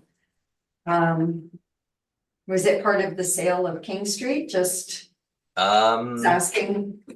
me just, you know what, if you give me 2 seconds, I can just do a check here, maybe, I guess, if I have anything. I could answer that. That was a sale for 288, 290, and 296. Okay, all the King Street properties, okay, Yeah, I just saw thanks. that, yeah, just. I appreciate that. And again, you've given us a 15% vacancy and that's based on, Like I said, that's like, I mean, like I said, these typically buildings where like loft warehouses, we're the reason we apply the higher vacancy than typical properties is because we know there are typically higher vacancies in these buildings to begin with, so we usually would apply a higher vacancy. You know, one thing I guess I'd like to notice actually on the mailer, they are indicating a 6% vacancy, so, but that being said, you know, we try to be fair and equitable, so that's why we apply the 15% all properties, you know, that's why. But even if it's lower or higher, obviously we'll make adjustments potentially depending on situations, obviously, right? But so in this case, yeah, but we're leaving it 15% though. so the model gives a 15% vacancy for these types of properties, just. Yeah, correct. Just because of like the inherited, you know, issues of like Okay. they typically have higher vacancy regardless, so then Okay. properties, yeah, so. Okay, I understand that. Okay, and I don't think I have any questions additional on the comps. So, Mr. Rack, Okay, the first thing I'd like you to take a look at is a submission that says pictures of 288, 290, and 296. I put it all in one. where are we one looking in your evidence? Yeah, it was a separate submission. Okay, so this is new evidence or no, this is part of your evidence for this property? It's part of my evidence for all 3 properties. Instead of having picture, I just figured I'd put it all Okay. in one. Okay, so let us just find it, please. We'll I'll let you know. Part two.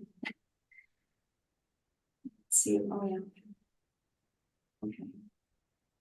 For everybody, do the members of the panel have this one, Mr. Harling? Yep, I have it, yep. Okay, great. Okay, Mr. Rath, go ahead. Okay, so these three properties are actually sold as one property. And basically you can see, you've seen the picture before, so 288, 290, 296. So on page one, you'll see that there is only one boiler to heat all three buildings, and that's located in 290. There's no air conditioning in those three buildings except for the main floor in all three buildings. And for this particular building, the windows don't open. And there's one single elevator that's located in 290, and that services all three buildings. So to enter 296 or 288, you actually walk through holes in the walls.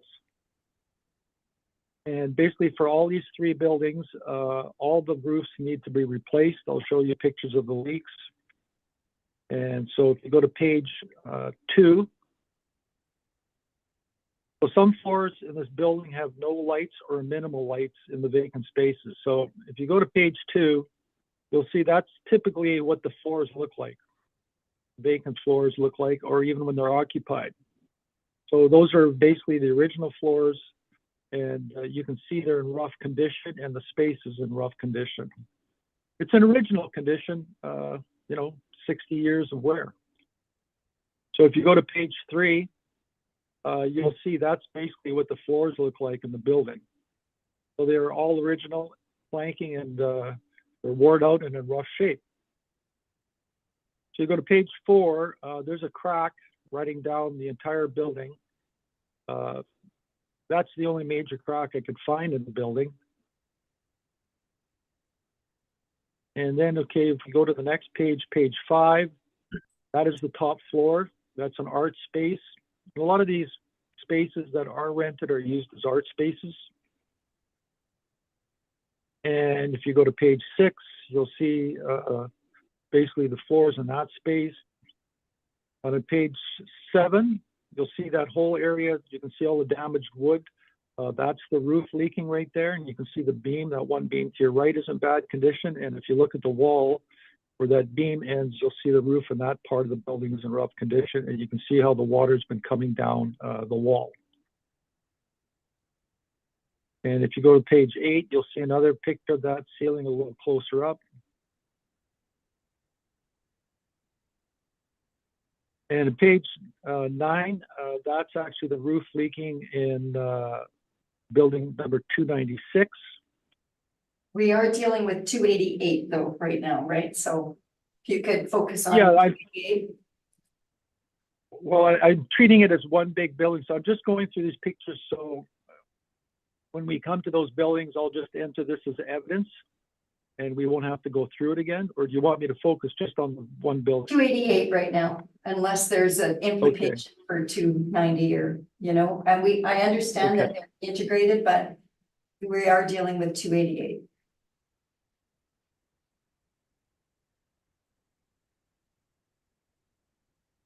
Okay, so we go to page 15. This is a picture of 288, and that's the second floor, vacant space in the second floor. And if you look to the left, you'll see that there's a few little string of lights. The tenant and that part of the building actually uses those lights so someone coming in can see where the door is. So all the other pictures are of 290 and 296.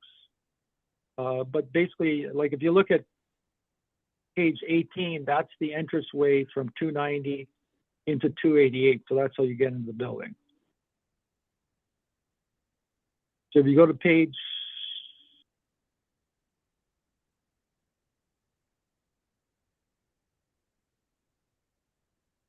well, that basically covers that building. So you can see that basically the floors are in original condition, and there's got to be some money put into that space in order to rent it.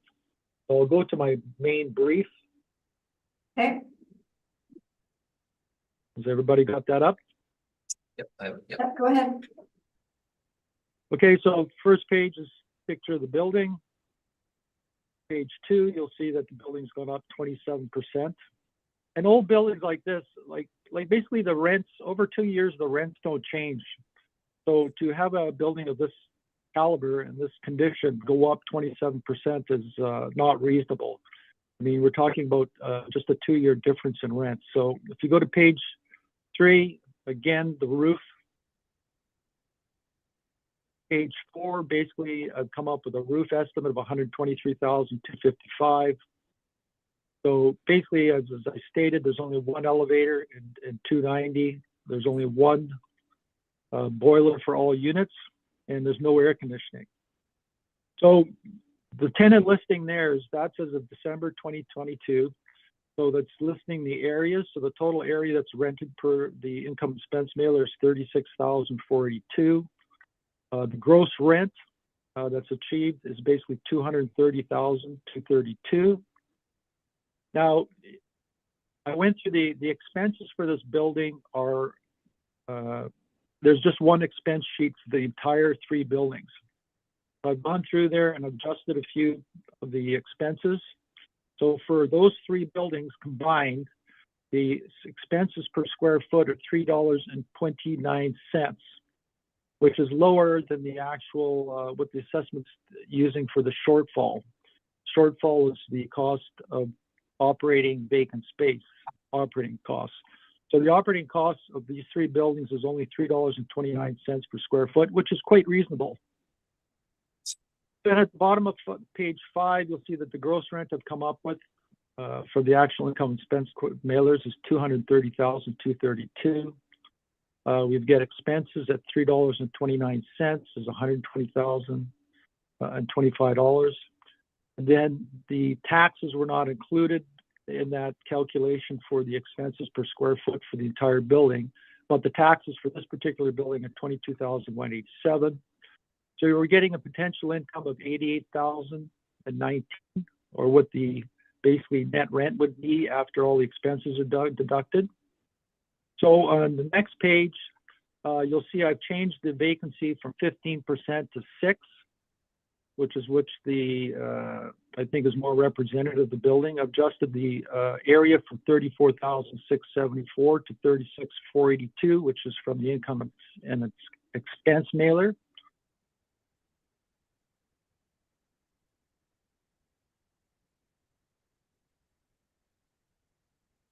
Oh, I didn't. I used $4 per square foot for the operating shortfall, same as the city. Sorry.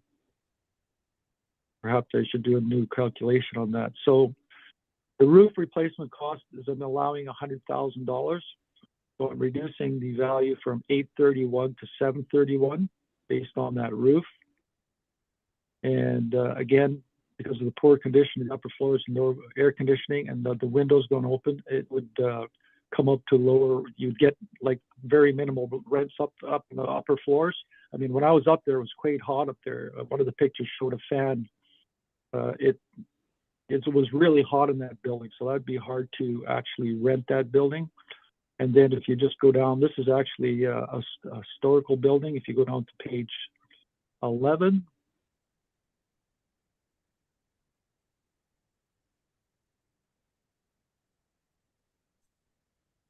So applying the city parameters, because the expenses are low. They're probably higher if I went through multiple years, but I did showing that the expenses, the actual are $329, but I used the $4 that the city parameters. So I changed the vacancy, and I've used the expenses at 3% shortfall and the city's cap rate, and then reducing the value by $100,000 for the roof. And that, I agree with the assessor that if you did own the building and you replace the roof, that capital cost would be amortized over a number of years, maybe 20 years. And that would be a reduction in the expense allowance. So you would reduce that and you put that in your expenses, and you would reduce the value of the property due to that expense. However, if you're buying a property, if you had 2 identical properties, so one needed a roof and one didn't need a roof, then you're not going to pay the same amount of money for a property that needs a roof replacement. So when you're selling a property or someone's buying a property, that has to be taken into account to some degree, either by a cap rate or an allowance. Because not, if you have two identical properties, someone is not going to pay the same amount of money if they have to invest $100,000 into a roof. That's just the bottom line. And that's my presentation. Thank you, Mr. Rack. Mr. Harling, do you have any questions for Mr. Rack? I guess I'll just be really quick here. I don't think I need to go into too much into the roof information anymore, but I guess it's the same quote that we saw on the previous property, correct? That we're using, I guess, the roof repair, I guess, so.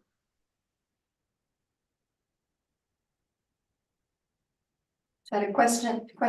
Yeah, sorry, yeah, I was just, Mr. Rack, as I was just saying, so this is the same quote, obviously, that we saw from the previous property, correct? Mr. Rack? Could you repeat that, please? Oh, sure, no problem.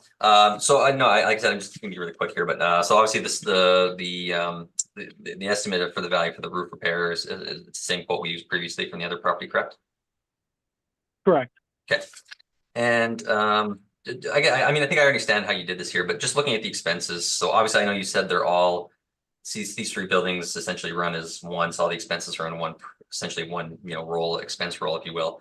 So like you said, you've just taken, I guess, essentially an average like of all the expenses and just come up with that 329. I guess not so much an average, I apologize, but like you look, since they're all through all three properties, you've just come up with a price per square foot to based on the expenses, I guess, that you're applying to each of the properties, I'm assuming. So yeah, I came up with the expenses. The expenses are for all three properties, so I just came up with a square foot rate to apply to each individual property. okay.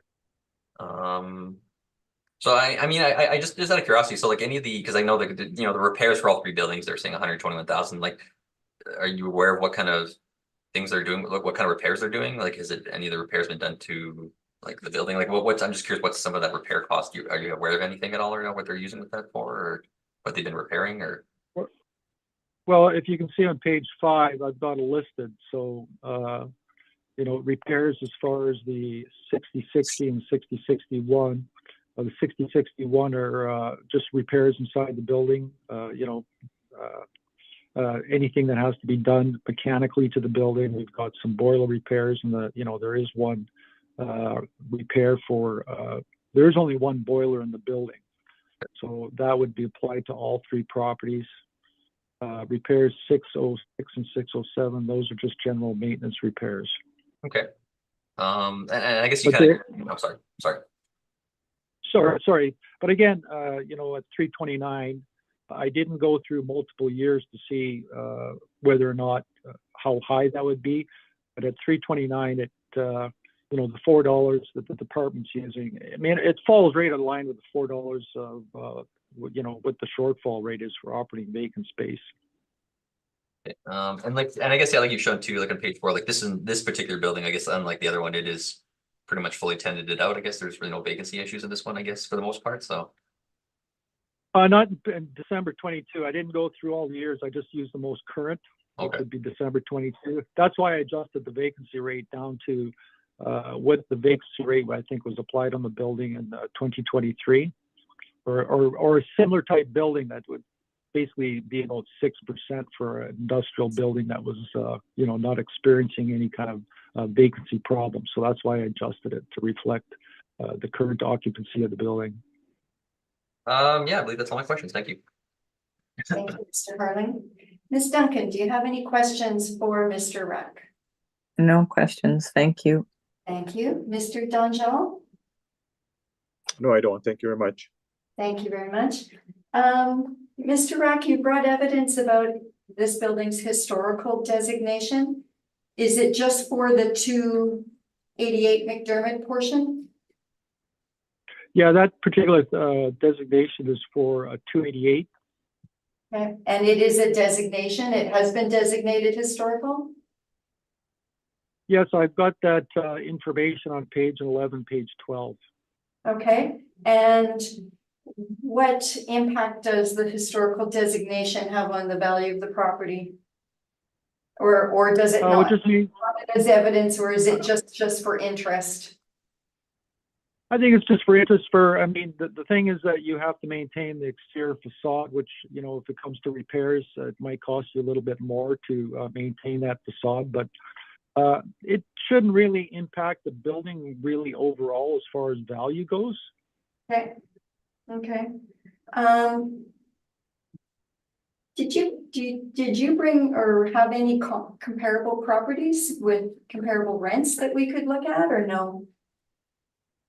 Well, there are no, I mean, as the assessor states, those loft warehouses are hard to find comparables. Mhm. Plus, as you saw the pictures, the interior of the building is in really bad shape on the upper floors. So it's pretty hard to find a property that's in the same kind of shape. So you're basically going site specific for this, you know, exercise. The main floor rent, as I showed before, is the main floor rent as compared to the assessor's comparables is at market. Like on these buildings, the main floors get market rent. It's the upper floors and the condition of the upper floors that are hard to lease. I mean, especially if you've got a building that the windows don't open, you only have windows in the back and the front, and there's no air conditioning. So that space is pretty brutal when you're up there. Yeah, okay. Is this one at the board? Municipal board? No, this one isn't at these next three. I wasn't informed by the property owner to appeal them last round. Okay, that was just my question. So just to make comment, since the property owner purchased these properties, he's never appealed them. This is the first appeal. Okay, and again, yeah, and you noted that this was part of the a multi-role sale, right? Okay. Correct. I do not have any additional questions, and Mr. Rack, you have rebuttal evidence that you would like entered or to bring in? Yeah, you can enter that. I won't speak to it, but you can enter it as I evidence. would like you just to speak to it quickly, please, because this is a new hearing from the previous property. So if you could just summarize it for us. Sure, let me just pull that up. Yeah, thank you. Just give me a moment, please.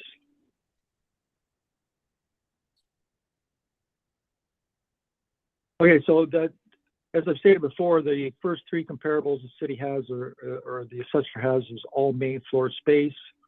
288 McDermott rents at $9.89 a square foot, and basically net rent, and that falls within with the assessors shown between $406, $8, and $11.42. So it's actually higher than two of his comparables. Then you get down to 250 McDermott on the second floor at $12.60, and I showed that space is far superior to the subject property and it's not really comparable. And then the last one at 365 Bannatyne is it could be coded as a loft warehouse, but it's not really a loft warehouse. And as far as the comparable properties, and there's a overhead door where you can drive a truck inside and unload, and the subject property doesn't have that. So just to go over quickly. Okay. Thank you so much. Mr. Harling, do you have questions on the rebuttal? I do not know. Thank you. Mr. Dunjal, do you have questions on the rebuttal evidence? No, I don't. Thank you. Thank you. And Ms. Duncan? No questions, thank you. Okay, thank you. And neither do I. So that concludes item number 5 on our agenda. Just give everybody a minute to open the next one.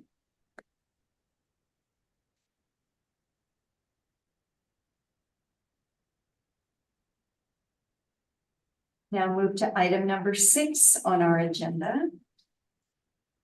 And this is file number 24-609, 290 McDermott. Mr. Harling. Thank you, Madam Chair. The file number is 24609. The roll number is 13060934000. The address is 290 McDermott Avenue, and the owner is 288, 290, 296 McDermott Avenue, Inc.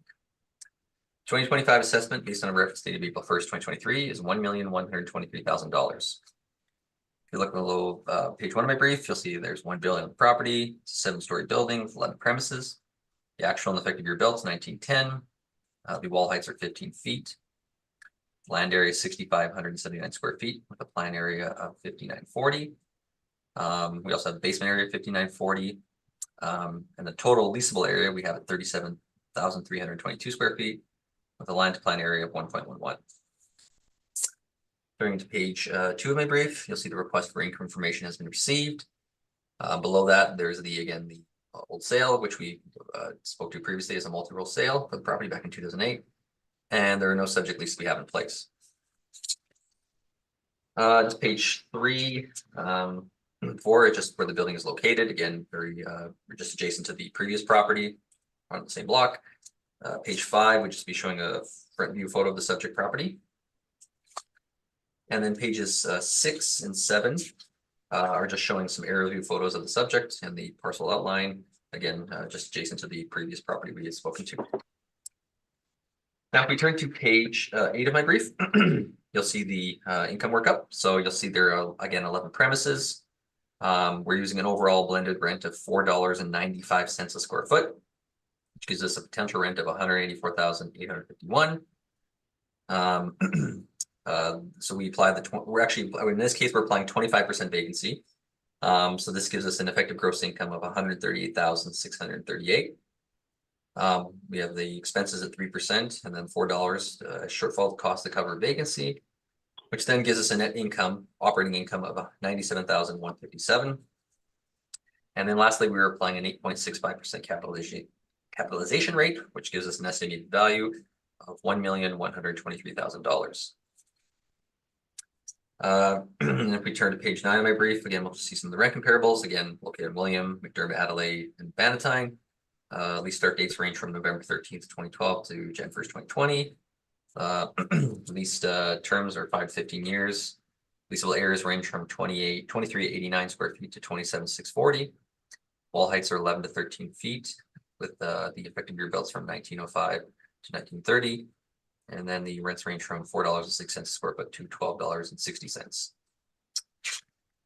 I'll just turn to page 10 of my brief, just the capitalization rate evidence. Again, we're using an 8.65 capitalization rate due to the fact of the condition, age of the building.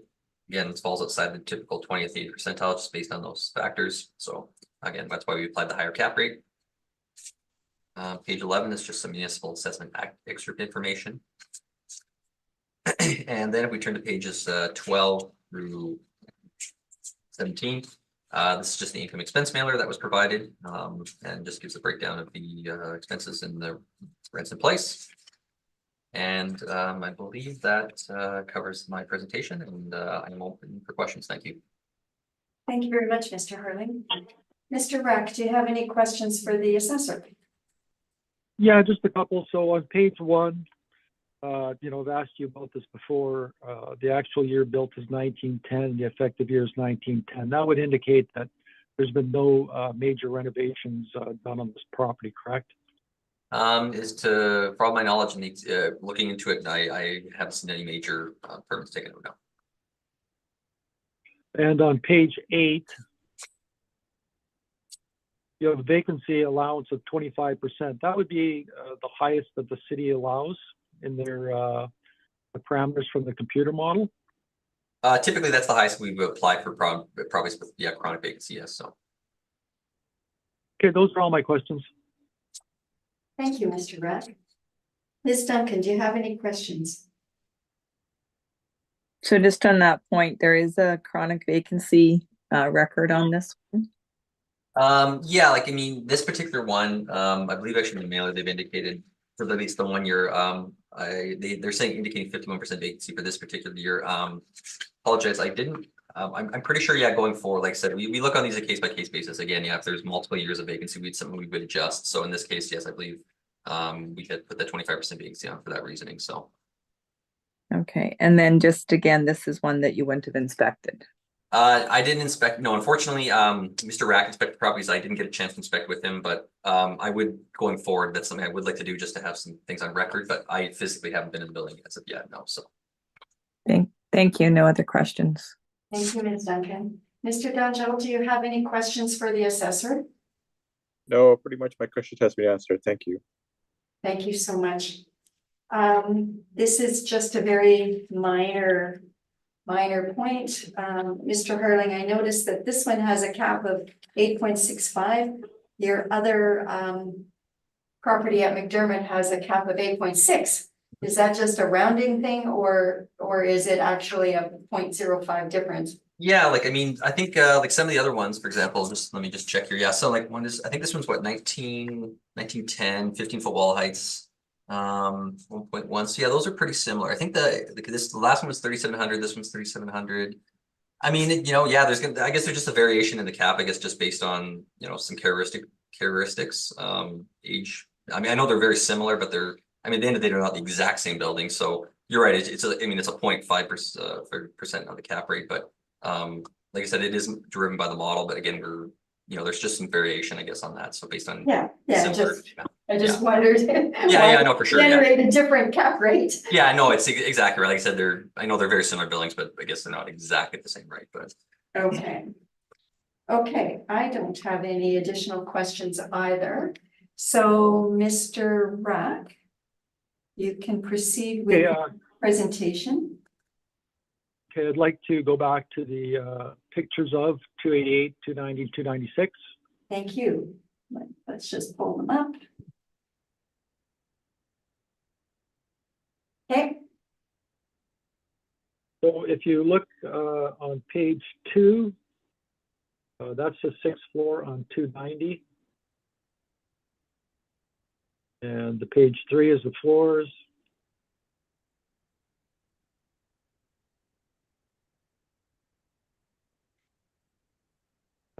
Page 8 is basically 290, showing where the roof is leaking.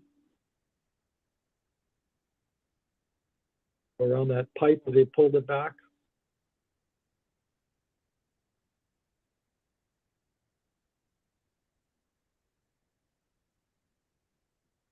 Page 11. See, that's the front of 290, and you'll see there's a ramp going into 296, so that's how you get into the adjacent buildings. You see it's steam heat. And the floors and the walls are in rough condition. The picture below that is the basically 290 floor.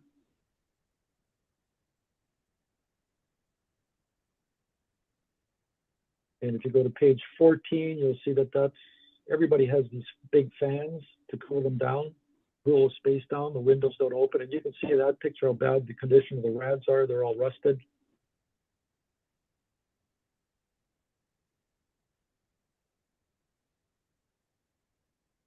Page 16, that's on the 2nd floor. That's some art space that's rented out.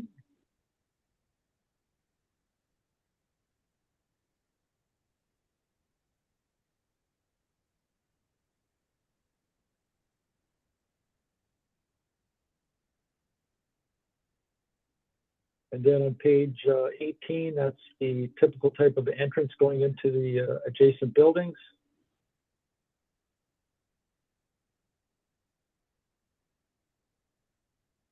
And then at 290, on page 19, 290, that picture of the inside there, that's the tattoo studio on the main floor. So you can see that's nicer space, and that's rented out at market value.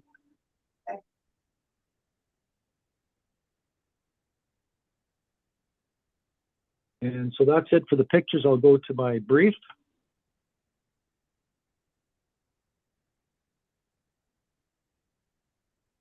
Everybody got my brief up?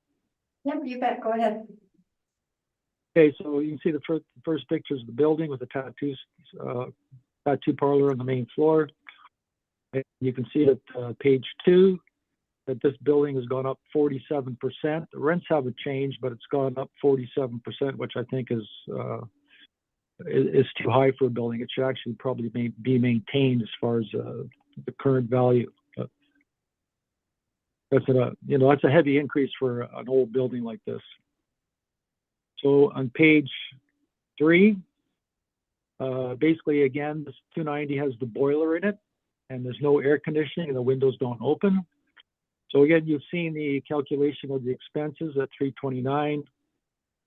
And we've got the gross rents are fully occupied. So those basically are all the rents that the spaces are achieving. So we're getting down to a gross rent of $280,783 per year. Oh, this one I did use $329 a square foot for expenses.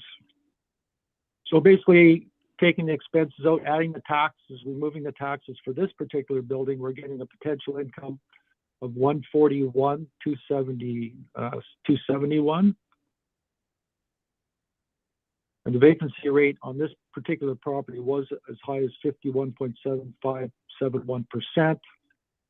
I'm using the 25% that the assessor is using. So the potential income is 141,271.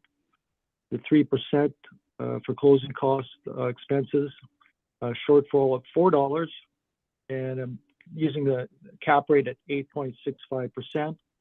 I'm getting a basically value of $756,000. If you go to page 6, using the $20.75 per square foot for the roof replacement, I'm allowing $100,000 for the roof. So I'm getting the value down to $656,000. And if you go to page 10, again, this is a historical building. So I basically calculated the value as if the building was fully occupied. And that's based on the actual rents that the owner is looking to achieve. And that's on page 8. So it shows what they're expecting for that space. And I used all those numbers for what they were expecting to get for that space, and then applying the 25% vacancy. So I'm looking with the roof. Without the roof, it's 756. And then with the roof replacement, I got 656. So before, in 2024, the building was assessed at 674 and it went up 47%. So I'm looking basically for what it was in 2023. And that's my presentation. Thank you very much, Mr. Rack. Mr. Harling, do you have any questions for the applicant? Just a couple, I guess, consistent questions here. One, again, obviously the same roof replying quote you're using here for the same one as the previous property, correct? I'm sorry. So this is I apologize. I wasn't looking up. Sorry, I apologize. So this is the same roof replacement quote we're looking at for this property as the previous one, correct? Correct. Okay. I guess I just had a question overall, because like I know we've looked at some of the pictures and just I guess maybe this kind of overall question. So would you say like every single roof that you're indicating is it all having the same issues with every single roof, or like all the buildings? Is there some that are worse than others? Or is it the same consistency or what? Or yeah, I showed pictures of where the major where the major leaks are, and then 66 King actually has the problem with the bricks. So yeah, I mean these buildings, as you know, there aren't many major permits on the building. If there were major permits for work, it would have showed up in the age variant. They're all in original condition inside, and it's good. They've got to their life that you have to spend money on. Eventually you have to spend some money on either patching the roof, or I would assume that at this point in time that patching won't do anything, and you basically need to actually replace the roof. And I'm just allowing $100,000 for that, even though, I'm coming up like this one, I'm coming up to $123,000 to replace the roof. And I'm just allowing a roof allowance of $100,000. Okay. And I guess just kind of a question I want to ask too is like, like obviously we're looking at the vacancy of some of these properties.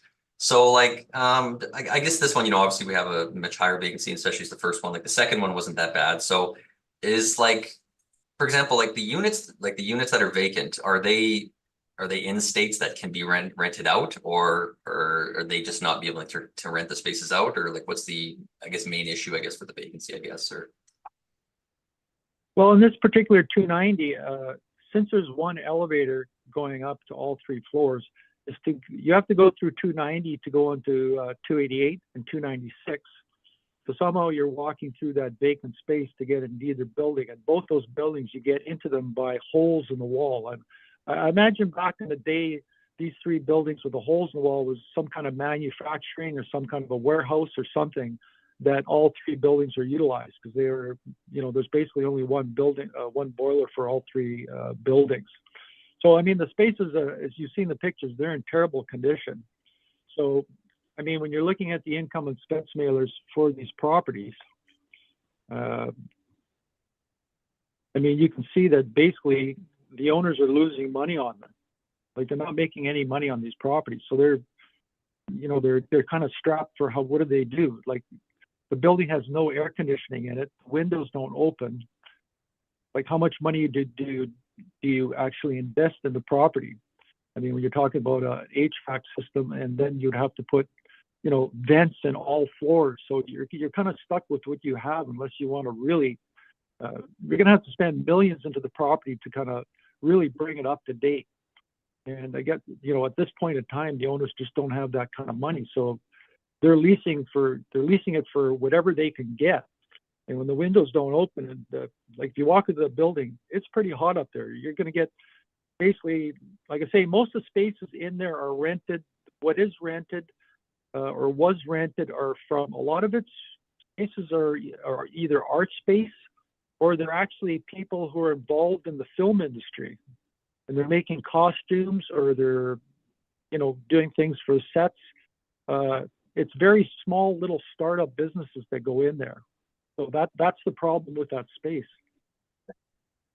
Okay, I think that's actually covers all my questions. Thank you very much. Thank you, Mr. Harling. Mr. Dungill, do you have any questions for Mr. Rack? No, I don't. Thank you. Thank you. Ms. Duncan? As all these buildings are interconnected based on the boilers, so that's like the heating system, access, elevator. Not sure if it's the right terminology or not, but are there existing caveats in place if the owner did want to sell these buildings separately? I guess you could basically, I mean, they're on three separate titles, so you could sell them individually. But the problem is that, I don't know when, but when the elevator was put in, it was put in the middle building, 290.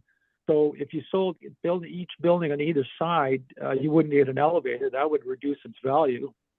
And then the fact that there's only one boiler, so you'd have to make an arrangement with whoever bought the property on either side of you to actually heat their buildings for them.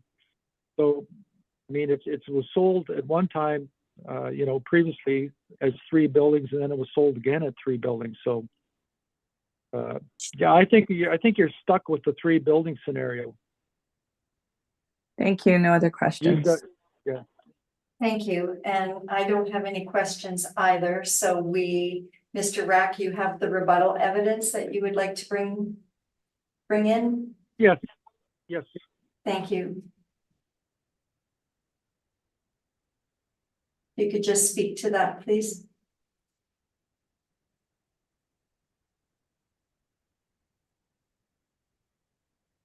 Just give me 1 second, please. I lost that file. Yeah, for sure.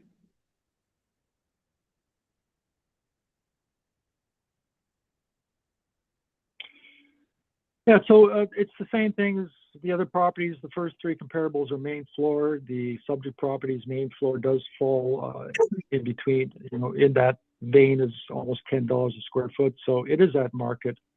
The 250 second floor space is basically far superior to the subject. I don't think it's comparable, and the data time isn't comparable. So as the assessor states that, I mean, he's got 5 comparables and he only has 1 on a second floor. Otherwise, they're all main floor spaces or 3 floors at Bannatyne. So it's very hard to get comparables for property, especially a property that has the flaws and the condition of the upper floors, which is terrible. So the only way you can actually value a property like this is to, like an appraisal would be, is basically site specific. What is it actually getting? What is the current condition of the building? And that's about the only way you can value it. So that's my rebuttal.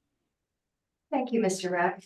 Mr. Harling, do you have any questions on the rebuttal evidence? I do not. Thank you. Thank you very much. Ms. Duncan? No questions. Thank you. Thank you. Mr. Dungill? No questions. Thank you. Thank you. And I do not have questions either. Is there a desire for summation, Mr. Harling? No, I think I'm good. Thank you very much. Mr. Rack? I'm good. Okay, thank you. That concludes item number 6.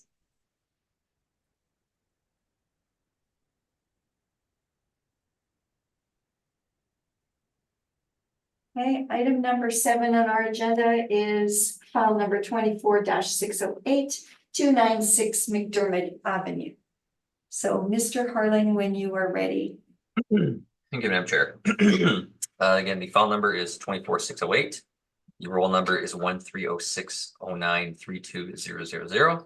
The address is 296 McDermott Avenue, and the owners are 288, 290, 296 McDermott Avenue. The 2025 assessment based on the state of April 1st, 2023 is $1,179,000. If you look below on page 1, we'll see again, this is one building. It's got 10 premises. It's a 6-story building. The actual and effective rear builds are 1899. Wall heights are 13 feet. The land area is 6,579 square feet. The plan area is 5,940, as well as the basement area 5,940, with a total leasable area of 33,862 and a land plan area of 1.11. If we can turn to page 2 of my brief, you'll see the request from income information has been received. Again, the sale in 2018, again, that was a multiple sale that we've spoken to, and we have no subject property leases in place on file. Again, page 3 through 4, this is again just the location of the subject again, which is adjacent to the previous property we just spoke to. If you look on page 5, we'll see where this property is located, again facing McDermott, and the other side is Princess Street. So, and this is just a subject picture of it from the outside. And then just page 6 again, you'll just see with the little red dot I put just the front and the back of the building, just an area view to show where it's situated. Turning to page 7 of my brief, you'll see our potential rent. Again, there's 11 premises in file.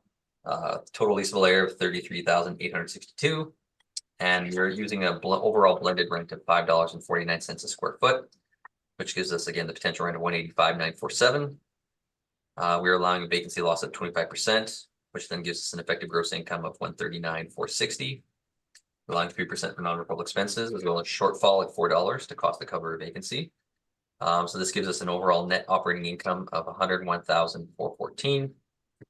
And then lastly, we're applying an overall compensation rate of 8.60%, which gives us an estimated value of $1,179,000. Turn to page 8 of my brief, you just see my rent comparables. Again, located on William, McDermott, Adelaide, McDermott, and Bannatyne. Lease start dates range from November 13th, 2012 to January 1st, 2020. Lease terms are 5 to 15 years. Leasable areas range from 2,389 square feet to 27,640. The wall heights range from 11 feet to 13 feet, and the effective year builds range from 1905 to 1930. And the overall rents range from $4.06 square foot to $12.60. Just turn to page 9, just my capitalization rate information. Again, this being an older building of the condition and quality, we were applying an 8.60 cap rate, which falls outside the typical 20th to 8th percentile, but again, based on the age, condition of the building and such. And so, page 10, just some municipal assessment act information. And then page 11 of my brief, or page 11 through 15 is the income expense information. I guess just one point I'll note out, I'm sure Mr. Rack would mention this too, but we're obviously applying 25% vacancy for this. They've indicated 15 on their income expense made up for this one. So obviously maybe this, it goes, so we'll have to look at it maybe both ways. Some properties that maybe have higher vacancy and some that don't, maybe make some adjustments. But in this case, we're still applying 25%. So that concludes my presentation. I'm looking for questions. Thank you. Thank you very much, Mr. Harling. Mr. Rack, do you have questions for the assessor? Yes, I do.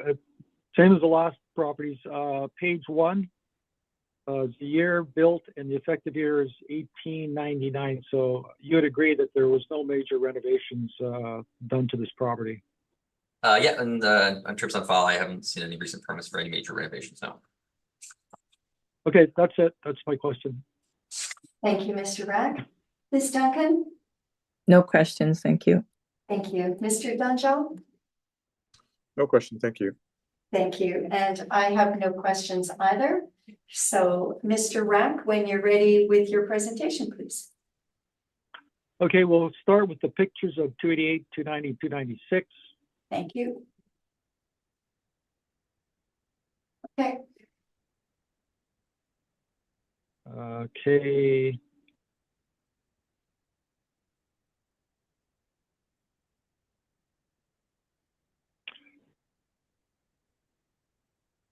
Okay, so if you go down to page 9 or 10, you'll see that it states costume designer. So that's in on the 6th floor in 296. And you can see that by the walls and the ceiling, the space is in poor condition. And that's a typical tenant in there. They're, they work in the film industry. And then on page 11, you'll see that's in 290, looking at the entrance to 296, you can see the ramp. So that's how you get through the buildings, is going through holes in the wall.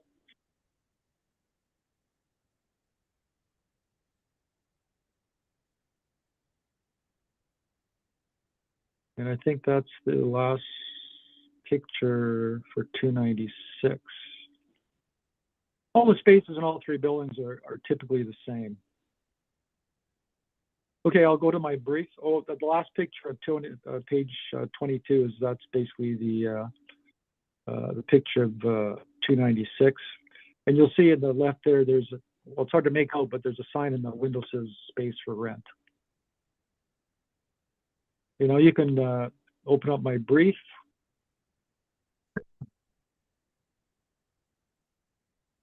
So the building was built in 1899.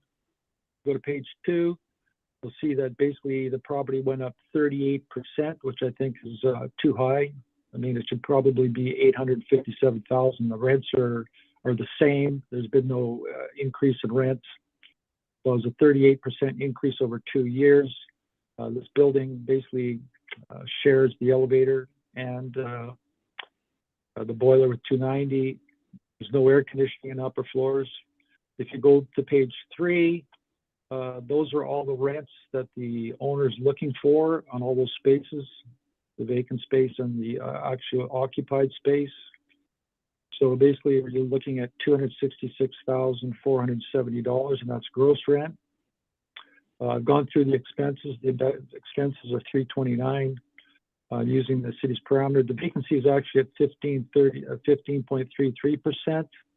So what I've done is basically taken the gross income at $266,470, subtracted the expenses at $329, added in the taxes for that particular building. So we're getting total expenses of $138,351. So we got a potential income of $118. I reduced the vacancy from 25% to 15% to reflect the conditions in the building at that time. So basically, I've taken the potential income at $128 and $118, 15% vacancy, the 3% expense allowance, closing costs, the shortfall at $4, and basically cap rate at 8.6%. I'm getting a cost, a market value of $969,000. And then again with the roof, the budget for the roof at $20.75 a square foot, getting basically a cost of a roof in that property is $123,255. So I'm allowing a roof allowance of $100,000. So I'm looking, due to the poor condition of all the floors and the low rents that the property receives, except for the main floor, there's no air conditioning, the windows don't open, and you have to actually enter through 290 through ramps into the building, which is going to decrease what you can get for that space. And there has to be an allowance for the roof. So we're looking at basically a value of $869,000. And that's my presentation. Oh, and page 10, that's obvious. That's also a historical building, which is going to, if you have to do any work on the outside of the building or windows, you're going to have to, it's going to cost you a little bit more money. I don't know exactly how much, but because it's a historical building, you have to maintain that facade. And that's my presentation. Thank you very much, Mr. Rack. Mr. Harling, do you have any questions for the applicant? I guess just the one question that I've been carrying forward. So again, just again, looking at the roof, the same photo we used from the previous properties, correct? Correct. I think that's all the questions. Thank you. Thank you, Mr. Harling. Mr. Donjel, do you have any questions? No, I don't. Thank you. Thank you so much. Ms. Duncan? No other questions, thank you. Okay, and neither do I. So, Mr. Rack, you have rebuttal evidence? Yes. Okay. Yep, whenever you're ready.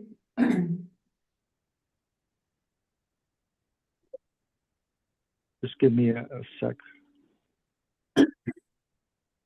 So as I said before, we're looking at comparables, and basically 296 McDermott is $9.53 on the main floor, which is at market, I believe. The assessor only has three comparables in the main floor, and basically, as I see it, the 250 McDermott is not comparable for the quality of the space. So again, it's hard to get comparables for, spaces such as the subject of the property that has on the upper floors and the condition. So I believe the only way to value the property is basically site specific. So that's my rebuttal. Thank you very much, Mr. Rack. Mr. Harling, do you have questions on the rebuttal? I do not think. Ms. Duncan, do you have questions on the rebuttal? No questions, thanks. Thank you. And Mr. Donjel? No, I don't. Thank you. And neither do I. Just one question for Mr. Harling before we conclude is, has the assessment department considered a site-specific assessment of this property, of these properties, I guess?